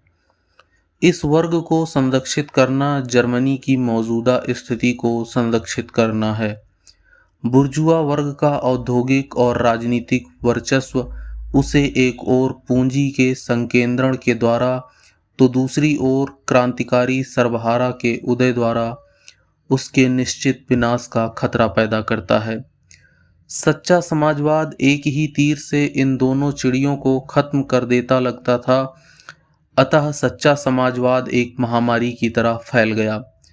जर्मन समाजवादियों ने अपने दरुड़ाजनक शाश्वत सत्यों की ठठरी को जब कल्पनामय भावों के झीने आवरण में लपेटा। इस आवरण में आलंकारिक भाषा रूपी फूलदार सलमे सितारों की कसीदाकारी की और उसे रुग्ण भावुकता के निहार जल में भिगोकर बाजारों में ले आए। तो फिर क्या कहना था, ऐसे खरीदारों के बीच उनके माल की खूब खपत हुई और अपनी ओर से जर्मन समाजवाद ने निर्म बुर्जुआ कूप मंडूक का आडंबरपूर्ण प्रतिनिधि होने के अपने पेशे को अधिकाधिक स्वीकार किया। उसने जर्मन राष्ट्र को आदर्श राष्ट्र और जर्मन तुच्छ कूप मंडूक को ही आदर्श मानव घोषित कर दिया। इस आदर्श मानव की हर अपराधपूर्ण नीचता की उसने एक रहस्यमय उच्च समाजवादी ढंग की व्याख्या की, असलियत के बिल्कुल विपरीत व्याख्या। अंत में तो वह साम्यवाद की पाशविक विनाशकारी प्रवृत्ति का सीधे सीधे विरोध करने और तमाम वर्ग संघर्षों के प्रति अपनी घोर पक्षपातहीन अवज्ञा घोषित करने की पराकाष्ठा तक पहुंच गया। जर्मनी में आजकल समाजवादी और साम्यवादी साहित्य के नाम से जिन चीज़ों का प्रचार हो रहा है, उनमें से बहुत थोड़े अपवादों को छोड़कर बाकी सब इसी गंदे और क्षयकारी साहित्य की कोटि में आती है। बुर्जुआ वर्ग का एक हिस्सा इसलिए सामाजिक व्यथाओं को दूर करना चाहता है कि बुर्जुआ समाज को बरकरार रखा जा सके। इस श्रेणी में अर्थशास्त्री, परोपकारी, मानवतावादी, मजदूर की वर्ग दशा सुधारने का आकांक्षी, दान के आयोजक, जानवरों के प्रति क्रूरता की रोकथाम के लिए समाजों के सदस्य, संयम, कट्टरता, हर कल्पनाशील अनजान सुधारक शामिल है। समाजवाद के इस रूप में इसके अलावा संपूर्ण प्रणालियों में काम किया गया है। हम इस फॉर्म के उदाहरण के रूप में प्रूधों की पुस्तक दरिद्रता का दर्शन का हवाला दे सकते हैं। समाजवादी बुर्जुआ चाहते हैं कि संघर्ष और खतरों के बिना आधुनिक सामाजिक परिस्थितियों के सभी फायदे जरूरी परिणाम के रूप में हों। वे चाहते हैं कि समाज की मौजूदा स्थिति अपने क्रांतिकारी और विघटनकारी तत्वों को कम कर दे। वह सर्वहारा वर्ग के बिना बुर्जुआ वर्ग की कामना करते हैं। बुर्जुआ वर्ग स्वाभाविक रूप से उस दुनिया की कल्पना करता है जिसमें वह सर्वेसर्वा हो, और बुर्जुआ समाजवाद इस सुखद संकल्पना को विभिन्न न्यूनाधिक पूर्ण प्रणालियों में विकसित कर देता है। बुर्जुआ समाजवाद सर्वहारा से यह अपेक्षा करता है कि वह इस तरह की व्याख्या को कार्य रूप दे और ऐसा करके सीधे सामाजिक नए यरूशलेम में पहुंच जाए। तो दरअसल वो वही अपेक्षा करता है कि सर्वहारा वर्तमान समाज की सीमाओं के भीतर ही रहे, मगर बुर्जुआ वर्ग के बारे में अपने तमाम घृणामय इरादों को तिलांजलि दे दे। इस समाजवाद के दूसरे और अधिक व्यवहारिक लेकिन कम व्यवस्थित रूप से मजदूर वर्ग की आंखों में हर क्रांतिकारी आंदोलन को कम करने की कोशिश की, यह दिखाते हुए कि उसे केवल राजनीतिक सुधार से नहीं बल्कि जीवन की भौतिक परिस्थितियों तक आर्थिक संबंधों में बदलाव से ही कोई लाभ हो सकता है। पर जीवन की भौतिक स्थितियों में परिवर्तन से समाजवाद का यह रूप किसी भी तरह से उत्पादन के बुर्जुआ संबंधों के उन्मूलन को नहीं समझता है, जो क्रांति के जरिए ही संपन्न किया जा सकता है, बल्कि इन्हीं संबंधों पर आधारित प्रशासकीय सुधारों से है, अर्थात ऐसे सुधारों से जो किसी हालत में पूंजी और श्रम के संबंधों में परिवर्तन नहीं लाते हैं और ज़्यादा से ज़्यादा बुर्जुआ सरकार का खर्च कम कर देते हैं और उसके प्रशासकीय कार्यों को कुछ सरल बना देते हैं। बुर्जुआ समाजवाद पर्याप्त अभिव्यक्ति तब प्राप्त करता है जब केवल यह भाषा का एक अलंकार बन जाता है। मुक्त व्यापार श्रमिक वर्ग के लाभ के लिए, सुरक्षात्मक शुल्क श्रमिक वर्ग के लाभ के लिए, जेल सुधार श्रमिक वर्ग के लाभ के लिए, बुर्जुआ समाज का यह अंतिम शब्द है और यही एकमात्र शब्द है जिसे वह गंभीर रूप से मानता है। इसे एक मुहावरे में इस तरह अभिव्यक्त किया गया है, बुर्जुआ एक बुर्जुआ है श्रमिक वर्ग के लाभ के लिए। हम यहाँ उस साहित्य का उल्लेख नहीं करते हैं जिसने हर महान आधुनिक क्रांति में हमेशा सर्वहारा वर्ग की मांगों को आवाज दी है, जैसे कि बेवेफ और अन्य लोगों के लेखन। सर्वहारा वर्ग के सामने प्रत्यक्ष प्रयासों को प्राप्त करने का पहला प्रयास सार्वभौमिक उत्तेजना के काल में किया गया, जब सामंती समाज को उखाड़ फेंका जा रहा था। सर्वहारा की उस समय की अविकसित अवस्था के कारण और साथ ही उसकी मुक्ति के लिए आवश्यक आर्थिक अवस्थाओं के अभाव के कारण, उन अवस्थाओं के जिन्हें अभी उत्पन्न होना था और जो केवल आसन्न बुर्जुआ युग द्वारा ही उत्पन्न की जा सकती थी, इन कोशिशों का असफल होना अनिवार्य था। सर्वहारा वर्ग के इन सभी आंदोलनों के साथ क्रांतिकारी साहित्य में आवश्यक रूप से एक प्रतिक्रियावादी चरित्र था। इसने सार्वभौमिक त्याग के रूप में सामाजिक स्तर को अपने चरम रूप से विकसित किया। सेंट सिमोन, फॉरियर, ओवेन तथा दूसरे लोगों की पद्धतियां, जिन्होंने वस्तुतः समाजवादी और साम्यवादी पद्धतियां कहा जा सकता था, सर्वहारा और बुर्जुआ वर्ग के बीच संघर्ष के उपरोक्त आरंभिक अविकसित काल में उदित होती हैं। इन प्रणालियों के संस्थापक वास्तव में वर्ग के विरोधी और साथ ही समाज के प्रचलित रूप में विघटित तत्वों की कार्यवाही हो देखते हैं, लेकिन सर्वहारा वर्ग अभी तक अपनी प्रारंभिक अवस्था में उन्हें बिना किसी ऐतिहासिक पहल या किसी स्वतंत्र राजनीतिक आंदोलन के एक वर्ग की झलक प्रदान करता है। चूंकि वर्ग विरोध का विकास उद्योग के विकास के साथ भी गतिमान रहता है, इसीलिए आर्थिक स्थिति जैसा कि वे पाते हैं अभी तक उन्हें सर्वहारा वर्ग की मुक्ति के लिए भौतिक परिस्थितियां प्रदान नहीं करती। इसलिए वे इन अवस्थाओं को उत्पन्न करने में समर्थ नहीं, सामाजिक विज्ञान की नए सामाजिक नियमों की तलाश करते हैं। ऐतिहासिक कार्यकलाप का स्थान उनके व्यक्तिगत आविष्कारशील कार्यकलाप को इतिहासतः सर्जित मुक्ति की अवस्थाओं का स्थान, कल्पना प्रसूत अवस्थाओं को और सर्वहारा के क्रमिक तथा स्वतः स्फूर्त वर्ग संगठन का स्थान इन आविष्कारकों द्वारा विशेष रूप से आविष्कृत समाज संगठन को ले लेने होगा। उनकी दृष्टि में भावी इतिहास अपने आप को उनकी सामाजिक योजनाओं के प्रचार और उनकी व्यावहारिक क्रियान्वयन में परिणत कर लेता है। अपनी योजनाओं की तैयारी में वे मुख्य रूप से श्रमिक वर्ग के हित के लिए सबसे अधिक पीड़ित वर्ग होने के नाते सचेत रहते हैं।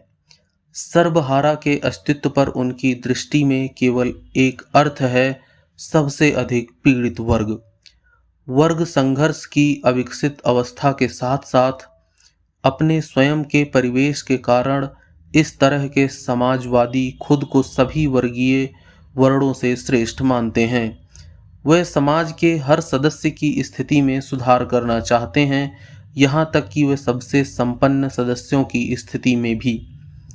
इसलिए वे वर्ग भेद के बिना बड़े पैमाने पर शासक वर्ग के साथ साथ समाज से अपील करते हैं। कारण कि भला ऐसा कैसे हो सकता है कि उनकी प्रणाली को एक बार समझ लेने के बाद लोग यह न देख पाएं कि वह समाज की यथासंभव श्रेष्ठतम व्यवस्था के लिए यथासंभव श्रेष्ठतम योजना है। इसलिए वह सभी राजनीतिक और विशेष रूप से सभी क्रांतिकारी कार्यवाही को अस्वीकार करते हैं। वह शांतिपूर्ण साधनों द्वारा अपने उद्देश्यों को प्राप्त करना चाहते हैं और छोटे छोटे प्रयोगों द्वारा आवश्यक रूप से असफलता के लिए बर्बाद और उदाहरण के बल से नए सामाजिक सुसमाचार का मार्ग प्रशस्त करते हैं। एक ऐसे समय में जब सर्वहारा वर्ग अभी भी अविकसित अवस्था में है और उसकी अपनी स्थिति की एक काल्पनिक अवधारणा है, चित्रित भावी समाज का यह अत्यंत काल्पनिक चित्र समाज के पुनर्निर्माण के लिए उस वर्ग की पहली सहज वृत्ति के अनुरूप है। लेकिन इन समाजवादी और साम्यवादी प्रकाशनों में एक महत्वपूर्ण तत्व भी शामिल है। वे मौजूदा समाज के हर सिद्धांत पर हमला करते हैं, इसलिए वे श्रमिक वर्ग के ज्ञानवर्धन के लिए सबसे मूल्यवान सामग्रियों से परिपूर्ण हैं। उनमें प्रस्तावित व्यावहारिक उपाय जैसे शहर और देहात के बीच का अंतर, परिवार का अलग-अलग व्यक्तियों के निजी फायदे के लिए उद्योगों के चलाए जाने और उजरती व्यवस्था का उन्मूलन, सामाजिक सामंजस्य की उद्घोषणा, राज्य की क्रिया का केवल उत्पादन के अधीक्षण में रूपांतरण। ये सभी उपाय केवल उन वर्ग विग्रहों के विलोपन की दिशा की ओर इंगित करते हैं जो उस समय उठ ही रहे थे, और इन प्रकाशनों में जिन्हें केवल अपने सबसे प्रारंभिक अस्पष्ट और अपरिभाषित रूप में ही मान्यता हो गई है।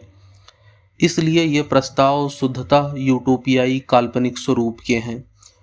क्रिटिकल यूटोपियन समाजवाद और साम्यवाद का महत्व ऐतिहासिक विकास के विपरीत है। जिस अनुपात में आधुनिक वर्ग संघर्ष विकसित होता है और निश्चित रूप लेता है, उतने ही संघर्ष यह बेतुकी निसंगता और उस पर ये बेतुके प्रहार अपने सारे व्यावहारिक महत्व और सैद्धांतिक औचित्य को गंवाते जाते हैं।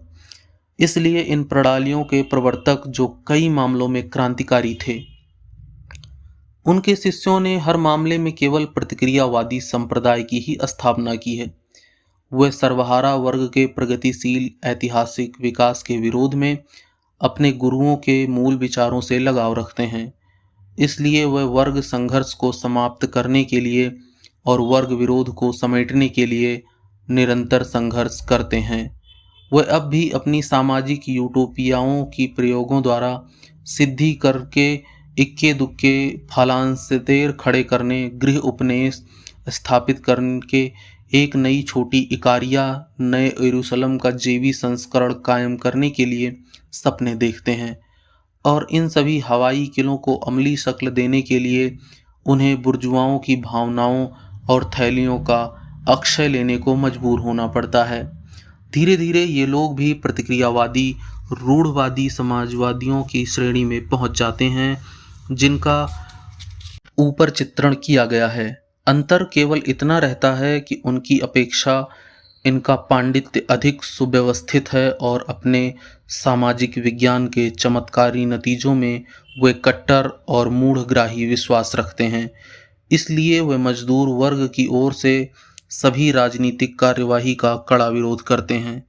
इस तरह की कार्यवाही उनके अनुसार केवल नए सुसमाचार में अंधे अविश्वास के परिणाम स्वरूप हो सकती है। इंग्लैंड में ओवेनपंथी और फ्रांस में फॉरियरपंथी क्रमशः चार्टिस्ट और रिफॉर्मेट्स का विरोध करते हैं। अध्याय 4, विभिन्न मौजूदा विपक्षी दलों के संबंध में साम्यवादियों की स्थिति। दूसरे अध्याय में मौजूदा श्रमिक वर्ग पार्टियों जैसे इंग्लैंड में चार्टिस्ट और अमेरिका में कृषि सुधारकों के साथ साम्यवादियों के संबंधों को स्पष्ट किया जा चुका है। साम्यवादी तत्काल लक्ष्य की प्राप्ति के लिए और मजदूर वर्ग के क्षणिक हितों के प्रवर्तन के लिए लड़ते हैं, लेकिन वर्तमान आंदोलन में वे इस आंदोलन के भविष्य का भी प्रतिनिधित्व करते हैं और ध्यान रखते हैं।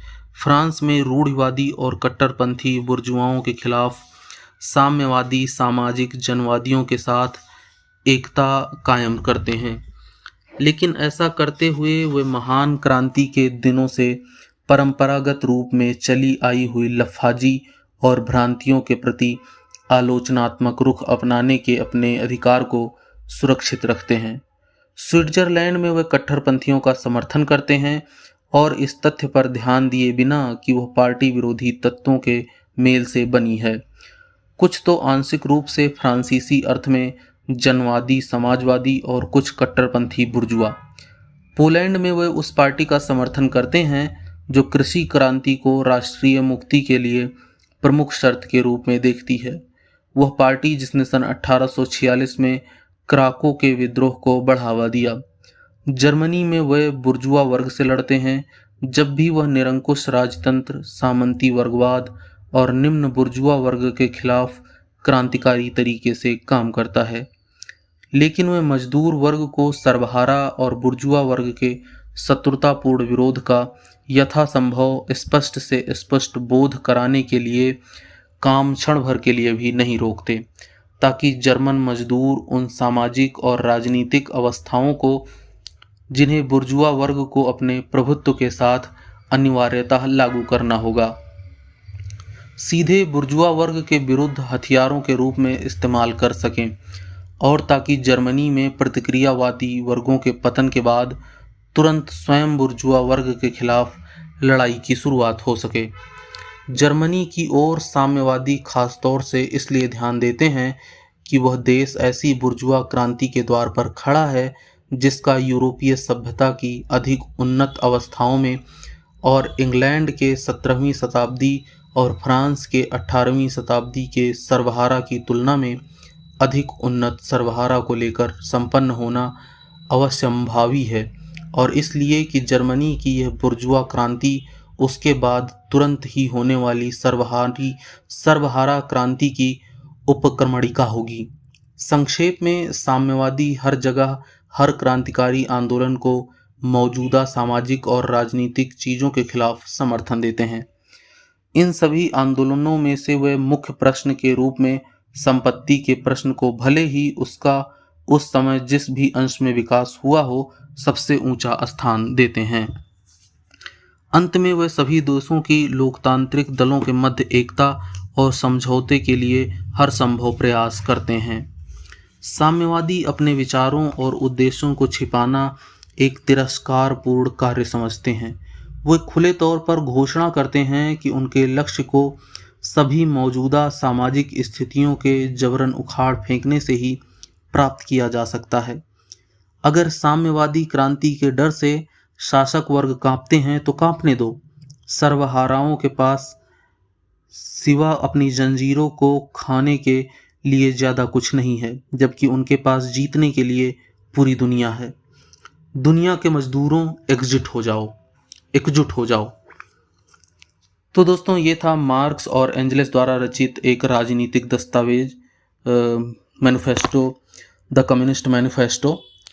इतिहास की भौमिक अवधारणा की व्याख्या करता है और उनके सिद्धांतों एवं विचारों को बताता है कि कैसे नियत समय में समाजवाद पूंजीवादी समाज की जगह ले लेगा। यह सर्वहारा और पूंजीपति वर्ग, साम्यवाद वर्ग और सर्वहारा वर्ग तथा साम्यवाद और अन्य विभिन्न वर्गों के बीच संबंध पर चर्चा भी करता है। कार्ल मार्क्स और फ्रेडरिक एंजल्स द्वारा रचित ये द कम्युनिस्ट मैनिफेस्टो दुनिया के सबसे महत्वपूर्ण राजनीतिक दस्तावेजों में से एक है। दोस्तों, यह चिरस्मरणीय ग्रंथ आज भी प्रभावशाली और व्यापक रूप से पढ़ा जाता है। अगर कोई जरा भी कम्युनिज्म को समझना चाहता है तो उसके लिए बहुत ही महत्वपूर्ण किताब है, जिसको आप कम्युनिज्म की आत्मा भी कह सकते हो। तो दोस्तों, यहाँ तक सुनने के लिए धन्यवाद। अगर आपको ऑडियो बुक पसंद आए तो कृपया लाइक करें और चैनल को सब्सक्राइब करें, और अगर आप कोई भी किताब सुनना चाहते हैं तो कृपया कमेंट करके बताएं, मैं वो किताब लेकर आऊँगा। धन्यवाद।